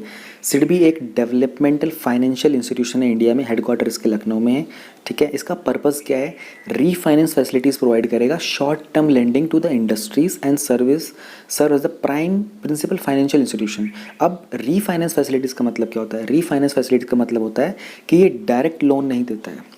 ये किसको देता है, ये बैंक्स को देता है, और ये एनबीएफसीज वगैरह को देता है, नेशनल हाउस बैंकिंग को देता है, ये उनको पैसा देता है। उनके तहत आगे फिर ट्रेडर्स वगैरह फिर जिसको भी रिक्वायरमेंट होती है उन तक पैसा जाता है, ठीक है। प्रिंसिपल फाइनेंसिंग इंस्टीट्यूशन जो होते हैं वो एमएसएमई सेक्टर के अंदर होते हैं। 1990 के अंदर ये बना था एक्ट ऑफ पार्लियामेंट के तहत, हेडक्वार्टर इसके लखनऊ के अंदर है। इंपॉर्टेंट इसके लिए जानना है कि सिडबी जो one of the all India financial institutions में है, 4 में से, यानी कि और बाकी 3 कौन से मैं पहले ही आपको बता चुका हूँ, एक्सिम बैंक, नबार्ड और एनएचबी। और उसको सुपरवाइज कौन करता है, रिजर्व बैंक ऑफ इंडिया, जो कि बाकी सारे के बैंक्स को भी सुपरवाइज करता है। सिडबी बहुत एक्टिव है डेवलप करने के लिए माइक्रो फाइनेंसिंग इंस्टीट्यूशंस, ठीक है, जो सिडबी की फाउंडेशन है माइक्रो क्रेडिट उसके तहत, और सपोर्ट प्रोवाइड करने के लिए, मनी सप्लाई प्रोवाइड करने के एमएससी सेक्टर के अंदर ये रीफाइनेंस प्रोग्राम प्रोवाइड करता है। रीफाइनेंस मैंने आपको बता दिया, यानी कि ये लोन असिस्ट करेगा बैंक्स को, स्मॉल फाइनेंसिंग बैंक को, नॉन एनबीएफसीज को, ठीक है। और इसके अलावा जो रीफाइनेंस ऑपरेशन होते हैं, सिडबी है ना, डायरेक्टली एमएसएमईज को भी लैंड करता है। लेकिन जब हम पीएम मुद्रा योजना की बात करेंगे, अच्छा मैंने ऊपर थोड़ा गलत बता दिया होगा आप लोगों को, ये एमएसएमईज को डायरेक्ट भी लैंड करता है। और स्टेट बैंक ऑफ इंडिया इसका जो लार्जेस्ट शेयर होल्डर है वो स्टेट बैंक ऑफ इंडिया, जिसका 16.73% शेयर है। ये आपको थोड़ा सा सिडबी के बारे में जानना इंपॉर्टेंट था। अब हम बात कर लेते हैं मुद्रा योजना क्या होती है, कि पहले ये नीचे मुद्रा योजना के बारे में बात करें, ठीक है। 2015 के अंदर, यानी कि प्रधान नरेंद्र मोदी की गवर्नमेंट ने इसको लॉन्च किया था स्कीम को। ऑब्जेक्टिव क्या है, वही रीफाइनेंस करेंगे। रीफाइनेंस मैंने आपको बता दिया कि जो एनबीएफसी होते हैं, बैंक्स वगैरह होते हैं, स्मॉल फाइनेंसिंग इंस्टीट्यूशन वगैरह होते हैं, उनको लोन देते हैं, वो फिर आगे लोगों को प्रोवाइड करते हैं। कोलेट्रल फ्री, यानी कि कोई चीज़ गिरवी रखने की ज़रूरत नहीं है आपको। किसको देंगे, स्मॉल बोरोवर्स को और लेंडर्स को। मेन इनका कॉन्सेप्ट क्या होता है कि ये नॉन कॉरपोरेट और नॉन एग्री फार्म एक्टिविटीज़ को देते हैं, ठीक है। लेकिन नॉन एग्री फार्म एक्टिविटीज़ जैसे कि इसमें 10 लाख रुपए तक का दिया जा सकता है, पोल्ट्री हो गया, डेयरी हो गया, बी कीपिंग हो गया, ये सारे इसमें कवर जाते हैं। बैंक्स और एमएफआई जो होते हैं वो रीफाइनेंस करते हैं मुद्रा स्कीम के अंडर, जब वो इंस्टीट्यूशंस जो मेंबर लैंडिंग इंस्टीट्यूशन बन जाते हैं मुद्रा के, तभी कर सकते हैं। सबसे अच्छा फीचर इसका ये होता है कि मुद्रा कार्ड आपको मिलता है, जिसमें आप वर्किंग कैपिटल को एटीएम्स और कार्ड मशीन के थ्रू एक्सेस कर सकते हो। इसमें 3 टाइप के लोन्स आपको मिल सकते हैं, ठीक है। 50,000 रुपये तक का लोन आपको मिलेगा, शिशु लोन बोलते हैं उसको, किशोर लोन बोलते हैं 50,000 से 5 लाख तक का, और तरुण लोन बोलते हैं 5 लाख से 10 लाख रुपए तक का, ठीक है। अब सिग्निफिकेंस की बात करें तो स्कीम को फॉर्मुलेट किया गया था एक स्पेशल, अच्छा ये तो आज की न्यूज़ के आगे का है, तो ठीक है मैं आपको बता देता हूँ करंट अपडेट क्या है इसके अंदर। जो शिशु वाले लोन्स है ना, 50,000 तक के लोन्स, और जिसका जो टाइम पीरियड है वो 31 मार्च 2020 तक, ठीक है, जो कि होल्ड पे थे 31 मार्च 2020 तक, ठीक है। आउटस्टैंडिंग लोन्स थे, ठीक है। और not in non performing asset, ध्यान रहे नॉन परफॉर्मिंग एसेट कैटेगरी में नहीं थे, ठीक है। 31 मार्च 2020 तक उनको, यानी कि शिशु लोन के अंडर जो ये एलिजिबिलिटी है, उनको 2% इंटरेस्ट, 2% ब्याज के अंदर छूट मिलेगी। उनका 2% ब्याज कौन देगा, सरकार देगी, यानी कि छूट मिलेगी। इन्होंने कहा है कि एस्टिमेट लगाएं तो उनका खर्चा कितना आएगा, 1542 करोड़ रुपए का खर्चा आएगा, जो कौन प्रोवाइड करेगा, गवर्नमेंट ऑफ इंडिया। किसके अंडर है ये, आत्मनिर्भर भारत अभियान के अंदर। ऊपर वाला जो हम लोगों ने न्यूज़ पढ़ा था वो किसके अंडर था, आत्मनिर्भर भारत अभियान के अंडर ही था। ऐसा ही हुआ था, आत्मनिर्भर भारत अभियान पहले आ गया था, अब उसके धीरे धीरे बाकी सारी की सारी न्यूज़ जो है वो एक्सपेंड होकर आ रही हैं। अब हम इसकी सिग्निफिकेंस की बात कर लेते हैं। देखो ये स्कीम को इंप्लीमेंट कौन करता है, सिडबी मैंने आप लोगों को बता दिया है, ठीक है। ये जो स्कीम है इसको फॉर्मुलेट किया गया है एक स्पेसिफिक रिस्पॉन्स प्रोवाइड करने के लिए, जो भी अनप्रेसिडेंटेड सिचुएशन आई है हमारे इस पेंडेमिक के दौरान, ठीक है।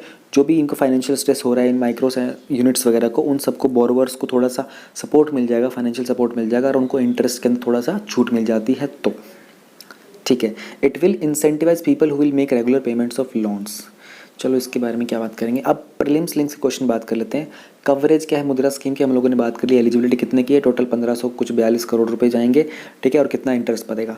टाइप ऑफ लोन्स 3 तरह के लोन होता है, बात की शिशु होता है, किशोर होता है और तरुण होता है। शिशु के अंदर 50,000 तक होता है, किशोर में 50,000 से 5 लाख तक होता है, तरुण में 5 लाख से 10 लाख तक का होता है। सिडबी के बारे में मैंने आपको ऑलरेडी बता ही दिया है। फीचर्स और बेनिफिट्स क्या है स्कीम के अंडर हम लोगों ने देख लिया कि किस तरीके से क्या 2% छूट उनको मिलने वाली हैगी, 1500 करोड़ उसके बेनिफिट पहुंच जाएंगे। इससे क्या होगा, वो जो भी अनप्रेसिडेंटेड सिचुएशन आई हुई है इन वेंडर्स वगैरह, ये ट्रेडर्स वगैरह को, वेंडर्स वगैरह को, उन सबको एक फाइनेंशियल सपोर्ट मिल जाएगा। ये बेनिफिट है इसके अंदर, ठीक है। उनके ऊपर फाइनेंशियल बर्डन का जो लोड है वो थोड़ा सा कम हो जाएगा, क्योंकि देखो ऑलरेडी जो इंसान लोन, जिसको परमिशन ही 50,000 तक के लोन की है, तो उसकी आमदनी कितनी ही होगी। तो 50,000 का लोन लेना पड़ रहा है तो बहुत बड़ी उसकी आमदनी नहीं होगी, उसको बहुत बेनिफिट मिलेगा, छोटे छोटे इंटरेस्ट रेट भी अगर उसके बचते हैं तो। न्यू स्कीम्स लॉन्डर अंडर आत्मनिर्भर भारत अभियान। एक तो हम लोगों ने पिछला वाला टॉपिक ही पढ़ लिया था, क्रेडिट गारंटी फंड वाला, ठीक है। एक हम लोगों ने पीएम मुद्रा योजना पढ़ लिया। ऐसे ये और भी बहुत सारी स्कीम्स हैं, वो न्यूज़ में आती रहेंगी।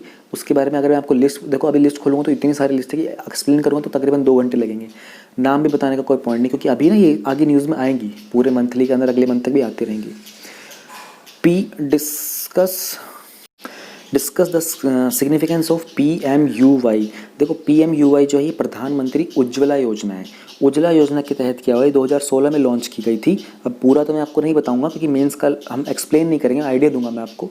PM उज्ज्वला योजना के अंदर जो बिलो पॉवर्टी लाइन की जो फैमिलीज होती हैं उनको LPG के गैस सिलेंडर दिए जाते हैं, ठीक है। तो 2016 में ये लॉन्च की थी। 50 मिलियन के आसपास आई थिंक उसका डेटा है। उसका डेटा में ना कुछ बार अपडेट आया है और उसका जो बजट वगैरह था उसको एक्सटेंड भी किया गया है। तो आप पूरी स्कीम का अगर लिखोगे तो आपको पता चल जाएगा इसके अंदर। ये मेंस का क्वेश्चन था हमारा। Issues related to health. Annual TB report 2020 जो है वो रिलीज़ हो गई है, ठीक है।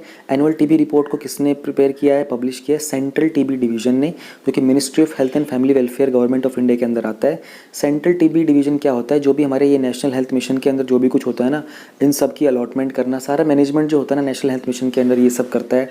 और उनको फंड्स वगैरह प्रोवाइड करना, उनकी रिपोर्ट्स बनाना, रेगुलेशन वगैरह देखना, प्रोटोकॉल सेटअप करना, ये सब काम होता है सेंट्रल TB डिवीजन का। रिपोर्ट की हाईलाइट की हम लोग बात कर लेते हैं। बहुत ही इंटरेस्टिंग डेटा है, आपको ये लिखना पड़ेगा क्योंकि ऐसे तो क्वेश्चन डायरेक्ट आते हैं। TB के ऊपर न जाने कितनी बार घुमा फिरा के UPSC, not just civil services, इसके अलावा भी बाकी UPSC के एग्जाम होते हैं उनमें डेटा पूछा हुआ है। 4 लाख नोटिफाइड TB पेशेंट्स हैं 2019 के अंदर, ठीक है, जो कि 14% इंक्रीमेंट हो गया 2018 से। मिसिंग केसेस के अंदर, मिसिंग केसेस क्या होते हैं कि मिसिंग केसेस को वो मतलब होता है कि जो आपने एस्टिमेट लगाया था वो उसके और जो टोटल काउंट आया है TB प्रोग्राम के अंदर, जो नोटिफिकेशन आए, कितने लोगों ने रिपोर्ट किया है, उसके बीच का जो गैप होता है ना उसको मिसिंग पर्सन बोलते हैं। तो जो मिसिंग पर्सन थे वो 2017 में 10 लाख के आसपास का था, और जो अभी 2018 के ये अभी जो 2019 का जो आया है वो 2.9 लाख हो गया है, तो उसमें रिडक्शन हुआ है। प्राइवेट सेक्टर की जो नोटिफिकेशंस थी वो इंक्रीज़ हुई हैं by 35% with 6.78 lakh TB patients notified. Proportion of children diagnose with TB, बच्चों के अंदर जो TB था वो इंक्रीज़ हो गया। कितना, 2019 में 8% है, पहले कितना था 6% 2019 में। तो ये एक हेल्थ का इशू बन गया है, इस पर आप ध्यान दीजिएगा। 2% यहाँ पे दिख रहा है लेकिन 2% का काउंट बहुत ज़्यादा होगा पॉपुलेशन के अंदर। HIV testing for all the notified TB patients वो भी इंक्रीज़ हो गई हैगी, 67% इन 2018 टू 81% इन 2019। देखो ये है क्या सीन है, HIV टेस्टिंग क्यों करनी पड़ती है कि किसी को अगर HIV हो जाता है ना तो उसका इम्यून सिस्टम वीक होने लगता है, ठीक है। वो उसकी बॉडी जो होती है वो माइक्रोब्स वगैरह से, फॉरेन माइक्रोब से फाइट करने के केस में कमज़ोर पड़ने लगती है। तो ऐसे केस में TB जैसी सिचुएशन का राइज होना बहुत ही मतलब ईजी हो जाता है। TB बहुत जल्दी इनको ईजिली कॉज हो जाता है, तो इसलिए उनका HIV टेस्ट करना या फिर HIV है तो फिर TB टेस्ट करना, ये सब बहुत इंपॉर्टेंट हो जाता है। उसके अंदर थोड़ा इंक्रीमेंट देखा गया था। 2019 में 81% लोगों ने किया और 2018 में सिर्फ 67% ने किया था। तो ये अवेयरनेस से पता होना चाहिए, आपको पता होना चाहिए HIV टेस्ट और TB टेस्ट साथ में हो सकते हैं। Expansion of A treatment services has resulted in 12% improvement in the treatment success rate of notified patients. For 2019 81% है और 2018 के अंदर 69% था। ट्रीटमेंट सर्विसेज के अंदर एक्सपेंशन हुआ है, 12% इंप्रूवमेंट हुआ है। निक्षय सिस्टम क्या है, कंट्री ने जो नियर कंप्लीट ऑनलाइन नोटिफिकेशन, यानी कि निक्षय ना एक ऑनलाइन इन्फॉर्मेशन मैनेजमेंट सिस्टम है जहाँ पर सारे के सारे जो पेशेंट्स की इन्फॉर्मेशन होती है उसको मैनेज करने के लिए वो एक वन स्टॉप सोल्यूशन बना रखा है, ठीक है। जो भी एक्टिविटी होती है, परफॉर्मेंस होती है टीबी से रिलेटेड कंट्री के अंदर, वो सब करने के लिए। इसको डेवलप और मेंटेन करने की बात का आती है तो इसको डेवलप और मेंटेन किया है सेंट्रल टीबी डिवीजन सीटीडी ने, ministry of health and family welfare के अंडर आता है। कोलैबोरेट करके किसके साथ? एनआईसी के साथ और WHO का जो कंट्री ऑफिस है इंडिया के अंदर। यहाँ से मेरा एक सवाल आपसे बनता है, WHO के 6 रीजनल ऑफिसेज होते हैं, उसमें से जो एशियन रीजन का ऑफिस होता है वो कहाँ पे है बताइए। बिल्कुल रिसेंटली एक्सप्लेन किया, मंथली, आई थिंक मंथली में भी कर दिया मैंने ये शायद। नेक्स्ट आता है हमारे पास नेशनल ट्यूबरक्लोसिस एलिमिनेशन प्रोग्राम, यानी कि टीबी को एलिमिनेट करने का प्रोग्राम। ये एक सेंट्रली स्पॉन्सर्ड स्कीम है। अब मैं आपको दोबारा से रिवाइज कराता हूँ, सेंट्रली स्पॉन्सर्ड स्कीम क्या होती है और सेंट्रली सेक्टर स्कीम क्या होती है जी। ठीक है, स्पॉन्सर का मतलब होता है कि आप पैसे ऑफर कर रहे हो कुछ काम करने के लिए, तो केंद्र सरकार राज्य सरकारों को और बाकी यूटीज़ वगैरह को पैसे ऑफर करती है कि ये वाली स्कीम लॉन्च करनी है, या फिर उनकी स्कीम जो ऑलरेडी थी उसमें कुछ इंप्लीमेंटेशन में सपोर्ट कर देती है। यानी कि सेंट्रल गवर्नमेंट इसको कुछ पैसा देती है, बाकी पैसा जो होता है वो कौन देता है? स्टेट गवर्नमेंट देती है। अभी हर एक स्कीम का अलग अलग होता है। सेंट्रल सेक्टर स्कीम के अंदर क्या होता है कि पूरा का पूरा इम्प्लीमेंटेशन फंडिंग सेंट्रल गवर्नमेंट की ही होती है, एवरीथिंग। स्पॉन्सर के अंदर सेंट्रल गवर्नमेंट कुछ पैसा देती है। तो नेशनल हेल्थ मिशन के अंडर NTEP एक हमारी सेंट्रली स्पॉन्सर स्कीम है, ठीक है, जिसमें हम लोग क्या करते हैं, सारे का सारा रिसोर्स शेयरिंग करते हैं स्टेट गवर्नमेंट और सेंट्रल गवर्नमेंट के अंदर। तो ऑब्वियस सी बात है, सेंट्रल स्पॉन्सर स्कीम है तो रिसोर्स शेयरिंग तो होगी। इसका गोल क्या है ये हमको बहुत इंपॉर्टेंट है जानना। टीबी फ्री इंडिया अचीव करने के लिए, जिसमें 0 डेथ हो, 0 डिजीज़ हो, और जो भी पॉवर्टी होती है ट्यूबरक्लोसिस के कारण वो भी 0 हो जाएगी। तो NTEP मेरे हिसाब से आपको बहुत इंपॉर्टेंट रहेगा, क्योंकि इसकी रिपोर्ट भी आ गई रिसेंटली। तो अब हम बात कर लेते हैं प्रीलिम्स लिंक की। सस्टेनेबल डेवलपमेंट गोल क्या है टीबी रिडक्शन के ऊपर? तो SDG 3 थर्ड जो गोल है हमारा वो टीबी रिडक्शन के ऊपर है। सॉरी, अगर हम टोटल बात करते हैं तो हमारे पास टोटल 17 सस्टेनेबल डेवलपमेंट गोल्स हैं, ठीक है। टारगेट क्या है? 2015 से लेकर और 2030 तक का टारगेट, 15 साल के अंदर हमको 17 सस्टेनेबल डेवलपमेंट गोल्स को अचीव करना है। कौन इनको इम्प्लीमेंट कौन करता है? यूनाइटेड नेशंस इम्प्लीमेंट करता है, ठीक है। इंडिया में कौन इम्प्लीमेंट करता है? नीति आयोग करता है, ये आपको पता होना चाहिए। NTEP क्या है, उसका गोल क्या है, जस्ट अभी अभी पढ़ा है हम लोगों ने। सेंट्रल टीबी डिवीजन के बारे में मैंने आप लोगों को बिल्कुल स्टार्टिंग में बताया था। एनुअल टीबी रिपोर्ट किसने रिलीज़ की है? CTD ने ही रिलीज़ की है, जो कि ministry of health and family welfare के अंडर आता है। टीबी होता क्या है और टीबी कैसे कॉज होता है? देखो, ये नीचे आप देख रहे हो मेन सिम्टम्स। तो टीबी जब होगा तो आपको क्या चीज़ें हो रही होंगी? एपेटाइट लॉस, यानी कि भूख कम लगेगी, फटीग, थकावट होगी, कफिंग ऑफ ब्लड, खांसी के अंदर खून आ सकता है, चेस्ट में, छाती में पेन होगा, प्रोडक्टिव एंड प्रोलॉन्ग कफ, लंबी खांसी चलेगी आपकी, अनइंटेंशनल वेट लॉस होने लगेगा, ठंड भी लग सकती है, बुखार भी हो सकता है, रात को पसीना भी आ सकता है सोते सोते, स्किन के अंदर नाइट स्वेट्स भी हो सकते हैं, पेलर यानी कि स्किन आपकी पेल पड़ जाएगी, पीली पड़ जाएगी स्किन। ये सारे के सारे सिम्टम्स होते हैं। ये सब आपको हो रहा है तो मतलब आपको टीबी है। टीबी जनरली लंग के अंदर एक इन्फेक्शन वगैरह के कारण होता है, ठीक है। और chest is the major reason, respiratory system जो होता है उसके ऊपर इम्पैक्ट पड़ता है सीधा टीबी का। इंडिया की जो टीबी रिपोर्ट है must be seen in the light of the countries slides in hunger index, critically analyse the statement in the light of recently release annual India TB report. Hunger index को, यानी कि भूखमरी के जो index आता है, कितने लोग भूखे हैं, कितनों के पास न्यूट्रिशियस फूड अवेलेबल है, कितने लोगों की वो स्टंटिंग वगैरह हो सकती है, उस सब को ध्यान में रखते हुए टीबी रिपोर्ट को उसके साथ मर्ज करके एनालाइज कीजिए, फिर बताइए कि इंडिया की क्या परफॉर्मेंस रही है इसके अंदर। तो ऐसा आपको कुछ मेंस का आंसर लिखना होगा। We have now topics covered under important international institutions, agencies and fora, their structure and mandate. Pakistan to remain on the FATF grey list. ये न्यूज़ काफ़ी टाइम से पहले, मतलब काफ़ी टाइम से चल रही है, अभी आई थिंक कुछ 6 महीने के आसपास हो चुके हैं। FATF, ग्रे लिस्ट और पाकिस्तान, 3 शब्द आप लोगों ने बहुत बार सुने होंगे। तो FATF ने अभी बोला है कि पाकिस्तान ने कंप्लाई करने में कमी रह गई है, जो भी उनके फाइनेंसिंग वॉच डॉग्स की डेडलाइंस थी उन सब के तहत। इशू क्या था? FATF की मीटिंग हुई थी फरवरी के अंदर, ठीक है। इस्लामाबाद को बोला गया था कि भैया आपकी जो डेडलाइंस है ना वो ऑलरेडी एक्सपायर हो चुकी हैं और आपने टेररिस्ट फाइनेंसिंग को जून तक पेनलाइज करना है, लेकिन आपने अभी तक उसके ऊपर कोई एक्शन नहीं लिया है। तो उसके अकॉर्डिंग जो भी वॉच डॉग है, अब वॉच डॉग क्या है? FATF जो ऑर्गेनाइजेशन है ना, ये टास्क फोर्स है, ये वॉच डॉग है, यानी कि निगरानी रखता है। तो जो पेरिस प्लेनरी था वहाँ पर भी FATF ने एक्सप्रेस किया था अपना बहुत सीरियस कंसर्न कि पाकिस्तान ने 27 पॉइंट एक्शन जो लाइन में था, उसकी जो एग्रीड टाइमलाइंस थी, जो कि सितंबर 2019 में ही ख़त्म हो गया था, उसके तहत जो भी गाइडलाइंस थी उनको ढंग से फॉलो नहीं किया है। ठीक है। अब इसके इम्प्लीकेशंस क्या हो सकते हैं अगर कोई भी कंट्री इनकी गाइडलाइंस को फॉलो नहीं करता है। तो एफएटीएफ की बेसिकली 40+9 रिकमेंडेशंस होती हैंगी ये टेरर फाइनेंसिंग, मनी लॉन्ड्रिंग को लेकर।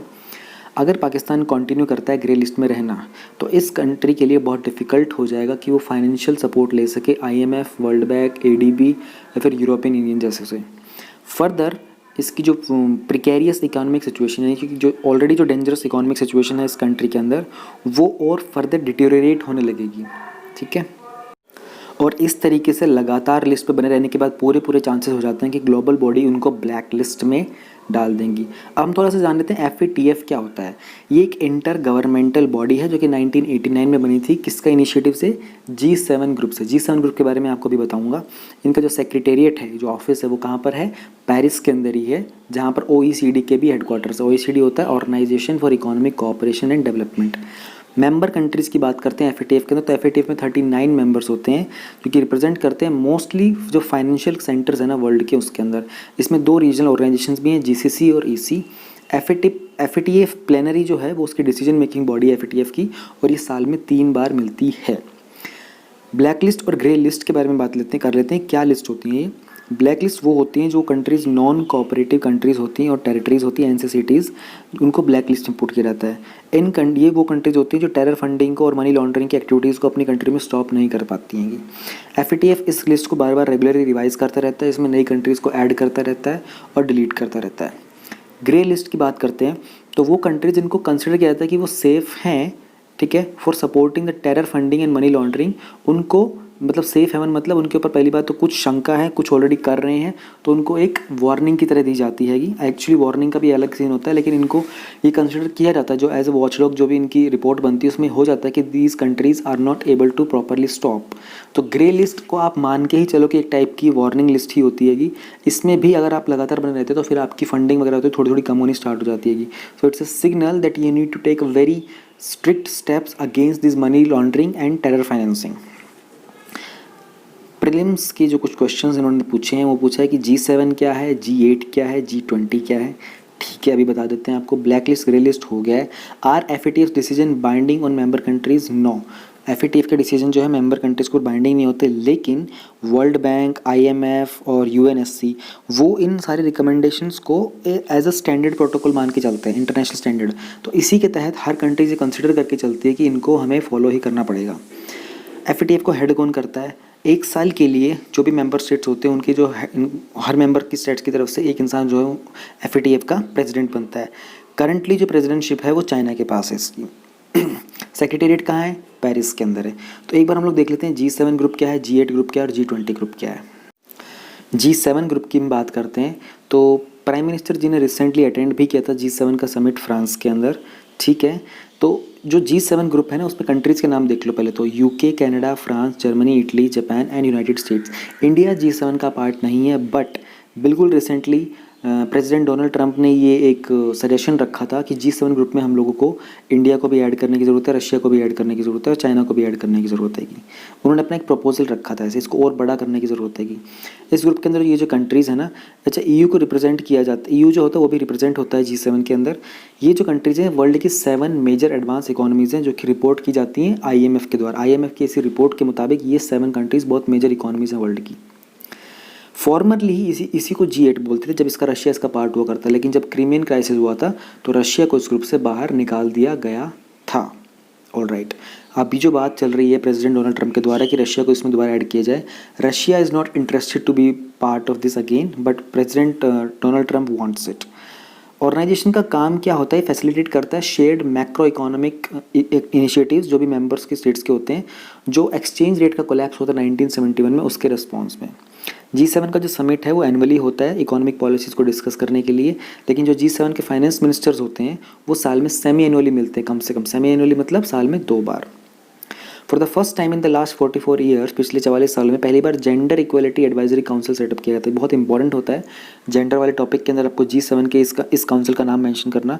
इसका सिंपल सा जो काम है वो एम ये है, ये कन्विंस करता है प्राइवेट सेक्टर कंपनीज़ को कि वो एक ऐसे कुछ काउंसिल सेटअप करें ताकि जो भी जेंडर इक्वलिटी होती है ना उसको सबको रूट से ही निकाल के बाहर फेंक दें हम, ठीक है, इरेडिकेट करने के लिए। G7 के बारे में ये हम लोगों ने जान लिया। FATF के बारे में हल्का सा और एडिशन कर लेते हैं। 1989 में बना था, G7 कंट्रीज़ के द्वारा, हेडक्वार्टर पेरिस में है।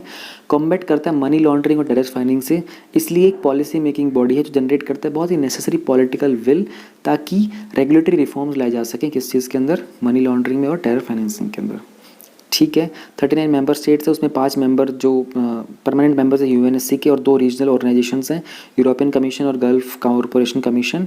सऊदी अरेबिया और इसराइल जो इसके ऑब्जर्वर कंट्रीज़ हैं, पार्शियल मेंबरशिप उनके पास। इंडिया इसका फुल मेंबर 2010 में बना था। रिसेंट डेवलपमेंट के अंदर वही पाकिस्तान को जो है उसको ग्रे लिस्ट में रहेगा, यही था। G20 के बारे में थोड़ा सा जान लेते हैं। G20 का काम होता है प्रमोट करना इंटरनेशनल फाइनेंशियल स्टेबिलिटी। ठीक है, इसके अंदर 20 कंट्रीज़ होती हैं, इंडिया G20 का पार्ट है। ऑल राइट, अब हम यहाँ पर देख लेते हैं कि ये वर्ल्ड की लीडिंग इंडस्ट्रियलाइज्ड इमर्जिंग इकोनॉमीज़ हैंगी, जो 20 कंट्रीज़ है। अब इन 20 कंट्रीज़ को 4-4 के सेट में 5 ग्रुप में डिवाइड कर रखा है। इंडिया फॉल करता है ग्रुप 2 के अंदर, along with Russia, south Africa and Turkey. तो गवर्नमेंट और सेंट्रल बैंक के जो गवर्नर्स होते हैं ना इन 20 मेजर कंट्रीज़ के, वो मिलते हैं यहाँ पर, ताकि वर्ल्ड के अंदर इंटरनेशनली फाइनेंशियल स्टेबिलिटी को मेंटेन किया जा सके। आई थिंक इतना काफ़ी रहेगा इसके लिए। अभी मेंस का क्वेश्चन देख लेते हैं। What is the mandate and the objectives of the FATF, discuss its importance for India and Pakistan relations. हाँ, अगर जितना FATF का फोर्स रहेगा पाकिस्तान के ऊपर, तो कहीं ना कहीं इंडिया को अपने टेररिज्म से फाइट करने में हेल्प मिलेगी, लेकिन ये हो नहीं पाता क्योंकि उसकी प्रेसिडेंटशिप चाइना के पास है। और इवन चाइना जो है बार चाइना और टर्की, उसकी जो मेजरली जो उसकी ग्रे लिस्ट से मूवमेंट है, ग्रे लिस्ट से उसका जो ट्रांसफ़र होता है ब्लैक लिस्ट के अंदर, उसको बार बार रोकने की कोशिश करते हैं, क्योंकि चाइना CPEC के लिए बहुत सारा इन्वेस्टमेंट कर रहा है और उसका कनेक्शन डायरेक्ट पाकिस्तान से है। Effect of policies and politics of the developed and developing countries on India's interest, Indian diaspora. Trump भाई साहब ने हमारे सस्पेंड कर दिए H1B वीज़ाज़ 2020 के अंत तक। तो पहले 60 दिन का बैन लगाया था, ठीक है, पैंडमिक के कारण ये सब इमिग्रेंट्स के ऊपर और नॉन इमिग्रेंट वर्कर वीज़ाज़ के ऊपर। अब उसको उन्होंने एक्सटेंड कर दिया 2020 तक। सुनने में ये भी आ रहा है कि अगर नवंबर में जो इलेक्शन है US के अंदर, प्रेसिडेंशियल इलेक्शंस, अगर उसमें डोनाल्ड ट्रम्प जीत जाते हैं तो there is a very high chance कि वो 2021 में भी इस बैन को कंटिन्यू करेंगे, क्योंकि डोनाल्ड ट्रम्प की प्रेसिडेंटशिप के अंदर इलेक्शन में जो विन हुआ था, जो जीत हुई थी, उसका बहुत बड़ा एक कारण था कि उन्होंने अमेरिका फर्स्ट पॉलिसी को इम्प्लीमेंट किया था।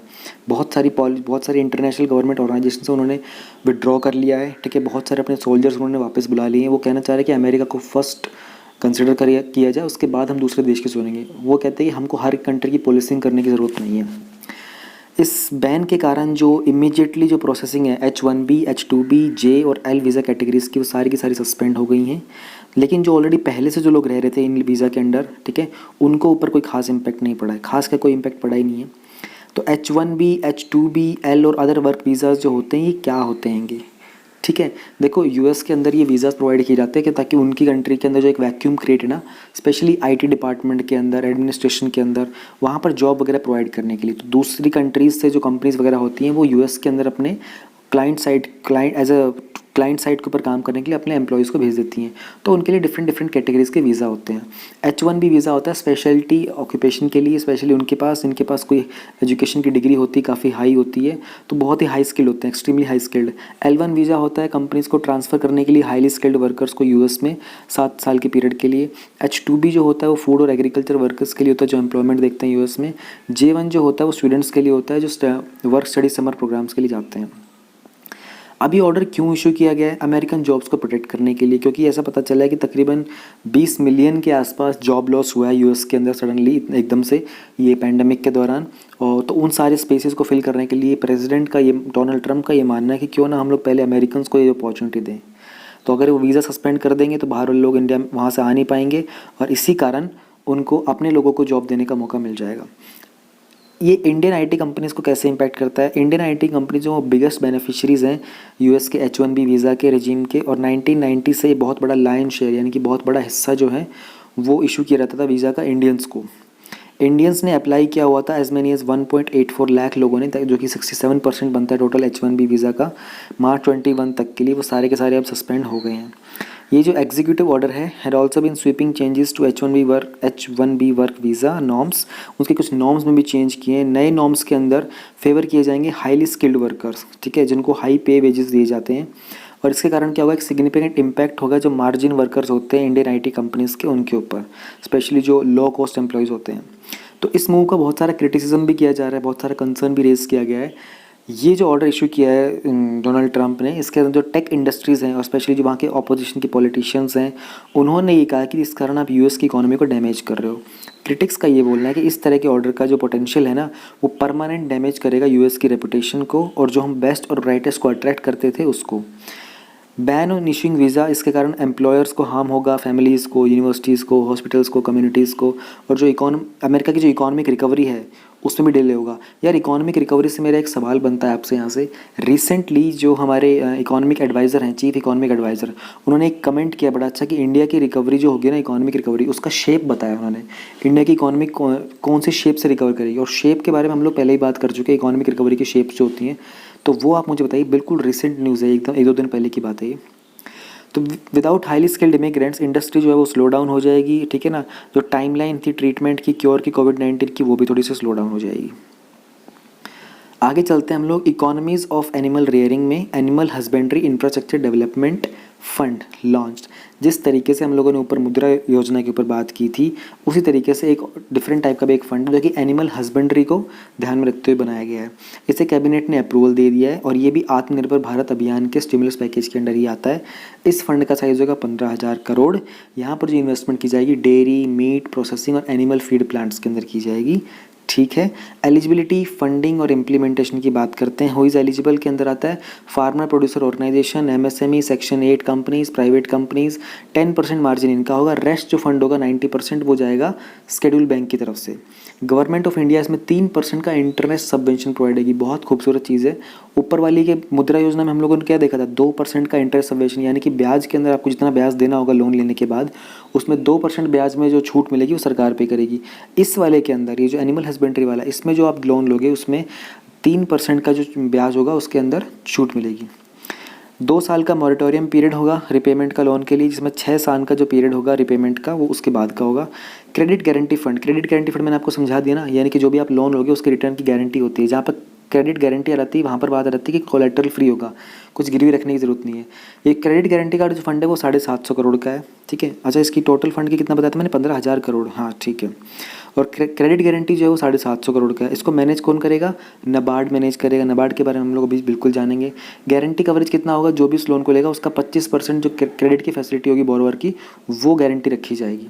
सिग्निफिकेंस क्या है, देखो कैपिटल की अवेलमेंट हो जाएगी जो भी एग्रीकल्चर रिलेटेड प्रोडक्ट्स होते हैं एनिमल हस्बेंड्री के अंदर, ठीक है। ओवरऑल जो रिटर्न और पे चेक्स होते हैं इन्वेस्टर वगैरह के, उसमें हेल्प मिलेगी। इन्वेस्टमेंट्स के कारण क्या होगा, वैल्यू एडिशन होगा इंफ्रास्ट्रक्चर के अंदर। जो भी एलिजिबल बेनिफिशरीज होते हैं वो अपना एक्सपोर्ट्स वगैरह को और प्रमोट कर पाएंगे। फार्मर्स की इनकम इंप्रूव हो जाएगी। यहीं पर जो हमारा 2022 का डबलिंग फार्मर्स इनकम का जो इनिशिएटिव है गवर्नमेंट का, उसमें भी कुछ ना कुछ सपोर्ट इसमें मिलेगा। Who will manage the credit guarantee fund, NABARD manage करेगा। इंटरेस्ट सबवेंशन वेंडर कितना बताया, 3% बताया है। एलिजिबल कौन बताया, ऊपर बता दिया हम लोगों ने 2 तरीके से, 10% पे और 90% में। फंडिंग कितनी है, फंडिंग जो टोटल फंडिंग है वो 15,000 करोड़ की है और जो क्रेडिट गारंटी की फंडिंग है वो 750 करोड़ की है। डेयरी इंफ्रास्ट्रक्चर डेवलपमेंट फंड, ये जो है 2017-18 के टाइम पर बनाया गया था, ठीक है। इसमें 3 साल का जो बजट रखा गया था ना वो 8,000 करोड़ रखा गया था। उसके अंदर ये था, उसमें मिल्क प्रोडक्शन की बात को बढ़ाने की गई थी, ठीक है। ड्राई मिल्क का जो प्रोडक्शन है उसको बढ़ाने के लिए बात की गई थी। उसी तरीके का फंड एक डेवलप किया गया था। अभी जो हमने बात की है वो एनिमल हस्बेंड्री वाले की बात की है। फिर ये बोल रहा है कि नाबार्ड का कंपोजिशन बताओ, उसके इंपॉर्टेंट फंक्शंस बताओ। तो ठीक है, ये मैं आपको बता देता हूँ। ये मुझे ना अलग अलग वेबसाइट्स के ऊपर मिला, तो मैंने थोड़ा थोड़ा अलग अलग वेबसाइट्स उठा रखा है। नाबार्ड जो है वो एपेक्स डेवलपमेंट बैंक है इंडिया में, ठीक है। आरबीआई इसके अंदर मेजॉरिटी स्टेक होल्ड करता है, ठीक है। हेडक्वार्टर इसके मुंबई में, ओके करेक्ट। 1982 में एस्टेब्लिश हुआ था, किसके कहने के ऊपर, शिवरमन कमेटी के कहने के ऊपर हुआ था। National bank for agriculture and rural development act 1981 के अंदर ये सुपर इंपॉर्टेंट हो जाती है कमेटीज़। आपको पता है कि कमेटीज़ के डायरेक्ट क्वेश्चन आते हैं प्रीलिम्स में भी और मेंस में भी, ठीक है। अगर हम बात कर लेते हैं इसके थोड़े से फंक्शंस के बारे में, तो ये रीफाइनेंस असिस्टेंस प्रोवाइड करता है एग्रीकल्चर, प्रमोट करता है रूरल डेवलपमेंट एक्टिविटीज़ को, कोऑर्डिनेट करता है स्टेट गवर्नमेंट्स के साथ एग्रीकल्चर प्रोवाइड करने के लिए, स्मॉल और माइगर इरिगेशन भी प्रोवाइड करता है, प्रमोट करता है एग्रीकल्चर एक्टिविटीज़, रिसर्च और डेवलपमेंट करता है एग्रीकल्चर रूरल इंडस्ट्रीज़ के अंदर, एट्सेट्रा एट्सेट्रा, ठीक है। कंपोजिशन की हम लोग जब बात कर रहे थे तो इसके कंपोजिशन के अंदर आता है, एक होता है बोर्ड ऑफ डायरेक्टर्स, ठीक है।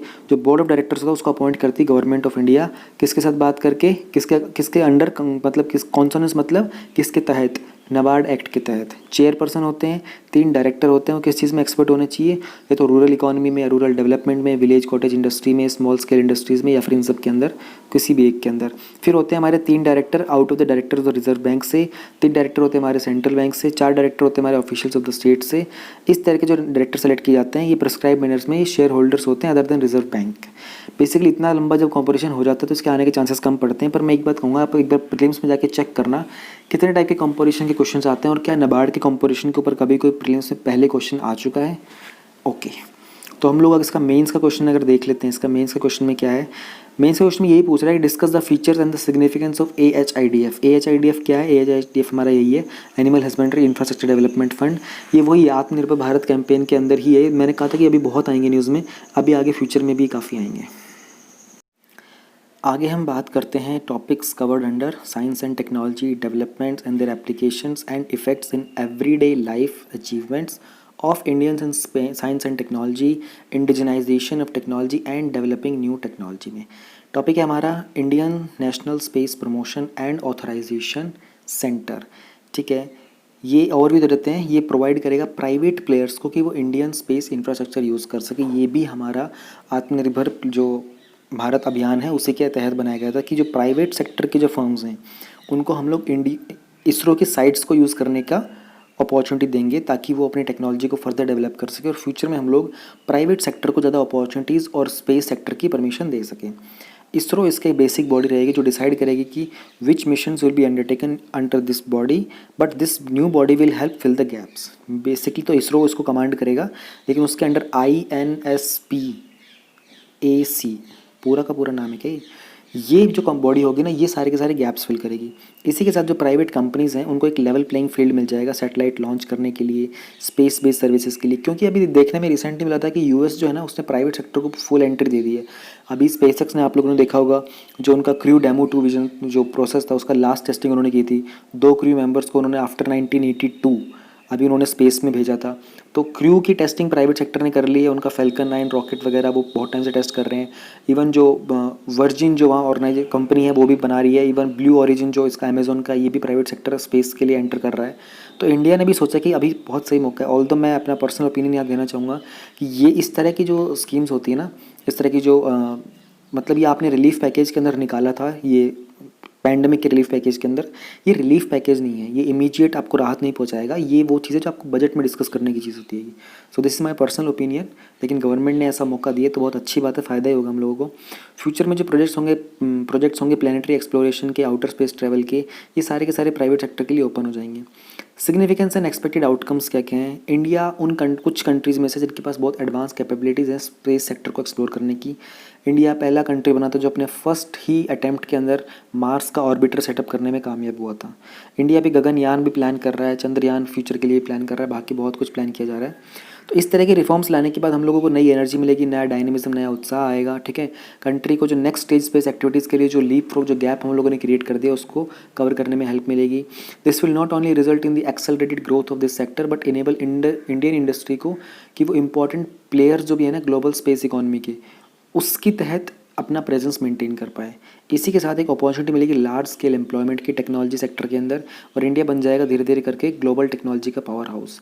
इससे इसरो को फोकस करने का टाइम मिल जाएगा थोड़ा सा रिसर्च और डेवलपमेंट एक्टिविटीज़ में, फर्दर नई टेक्नोलॉजीज़ में, एक्सप्लोरेशन मिशन में और ह्यूमन स्पेस फ्लाइट प्रोग्राम के अंदर। चलो मैं आपसे एक सवाल पूछता हूँ, इंडिया का पहला ह्यूमन स्पेस फ्लाइट प्रोग्राम कब होने वाला है? इतना बेसिक से आप बता सकते हो मेरे हिसाब से। इसरो के एस्टेब्लिशमेंट के बारे में बताओ, इसरो के डायरेक्टर कैसे अपॉइंट होते हैं? एस्टेब्लिशमेंट तो इसरो का देखो 1969 में हुआ था। हेडक्वार्टर इसके बेंगलुरु के अंदर है। इंडिया का जो भी स्पेस मिशन वगैरह होता है वो करते हैं। डायरेक्टर की बात करते हैं तो के सिवान इसके भी चेयरमैन हैं। ठीक है, और वही डिपार्टमेंट ऑफ स्पेस के सेक्रेटरी भी होते हैं। जो कैबिनेट की अपॉइंटमेंट कमेटी होती है वो उनको अपॉइंट करती है। कि न्यू स्पेस इंडिया लिमिटेड के अंदर हम लोगों ने, ये मैं आपको चलो दिखा देता हूँ। डेमो 2 मिशन क्या है? डेमो 2 मिशन में आपको बता दिया कि यूएस के अंदर नासा ने जो स्पेसएक्स को परमिशन दी हुई है कि वो जो स्पेस क्रू मेंबर्स को लेके फ़्लाइट की टेस्टिंग करेगा, वही पूरा का पूरा डेमो 2 मिशन है। मैं आपको एक बार NSIL के बारे में बता देता हूँ, चलो फिर हम लोग बात करते हैं हिस्टोरिक रिफॉर्म्स की। अच्छा, ये पहले मेंस का क्वेश्चन डिस्कस कर लेते हैं।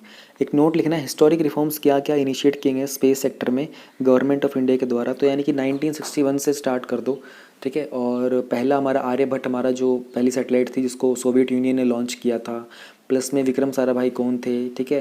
पहले वो जो इनको स्पार एक करके डिपार्टमेंट था हमारा, वो इसरो 1969 में कैसे बना, ये सब आपको इसमें बताना है, क्योंकि इसमें हिस्टोरिक रिफॉर्म्स की बात की है। ठीक है, पहला हमारा चंद्रयान, पहला हमारा वो मंगलयान हो गया, फिर अभी सूर्य गगनयान की बात कर रहे हैं हम। सूर्ययान का क्या नाम था, सूर्य वाला था, क्या नाम था। तो ठीक है, इस तरीके की बातें आपको लिखनी होंगी पूरे के पूरे मेंस क्वेश्चन के अंदर। मैं आप लोगों को एक बार न्यू स्पेस इंडिया लिमिटेड के बारे में बता दूँ, ये काफ़ी अच्छी चीज़ है इंडिया की। न्यू स्पेस इंडिया लिमिटेड जो एक सेंट्रल पब्लिक सेक्टर एंटरप्राइज है गवर्नमेंट ऑफ इंडिया का ही। 6 मार्च 2019 यानी कि बिल्कुल पिछले साल बनाया। तो क्या फ्यूचर में एग्जाम में आने के बहुत हाई चांसेस होते हैं इसके। और ये भी डिपार्टमेंट ऑफ स्पेस के अंडर ही। अच्छा, डिपार्टमेंट ऑफ स्पेस भी तभी बना था जब इसरो की स्थापना की गई, उससे थोड़ा सा पहले बना था। मेन ऑब्जेक्टिव जो NSIL का है कि वो इंडस्ट्री की जो पार्टिसिपेशन है ना इंडियन स्पेस प्रोग्राम्स के अंदर, उसको थोड़ा सा बूस्ट अप कर दे। तो 2019 के जो बजट स्पीच थी 5 जुलाई को, उसमें फाइनेंस मिनिस्टर ने इसके बारे में मेंशन किया था। ऑब्जेक्टिव क्या होगा, स्मॉल सैटेलाइट टेक्नोलॉजी जो होगी ना इंडस्ट्रीज़ की, वो ट्रांसफ़र करेगा। लाइसेंस वगैरह दिलाना होगा DOS से, इसरो से उसी इंडस्ट्री को। Small satellite launch vehicle SSLV को मैन्युफैक्चर करने का काम। PSLV polar satellite launch vehicle को मैन्युफैक्चर करने का काम। Production and marketing of space based product services including launch application. Technology transfer करना जो कि डेवलप की गई है इसरो सेंटर के द्वारा, जो भी DOS की डिपार्टमेंट ऑफ स्पेस की कॉन्स्टिट्यूंट यूनिट्स थे उनके अंदर। स्पिन ऑफ टेक्नोलॉजीज़ की मार्केटिंग करना। तो बेसिकली ये है। और अच्छा, मुझे यहाँ से एक सवाल और बनता है मेरा आपका, मैं ना सवाल बहुत पूछने लग गया, ज़्यादा लगता है ना। चलो आज के लिए एक आखिरी, ANTRIX अंतरिक्ष प्रोग्राम क्या है। चलो देखो, जो इसमें था वो तो मैंने सब आपको एक्सप्लेन कर दिया है। अंतरिक्ष प्रोग्राम आप लोग मुझे बता दीजिए। यहाँ पर हमारी आज वीडियो खत्म होती है, काफ़ी लंबी हो गई, बट क्या करें, न्यूज़ ये बहुत ज़्यादा थी आज। Okay, thank you, tata, bye bye.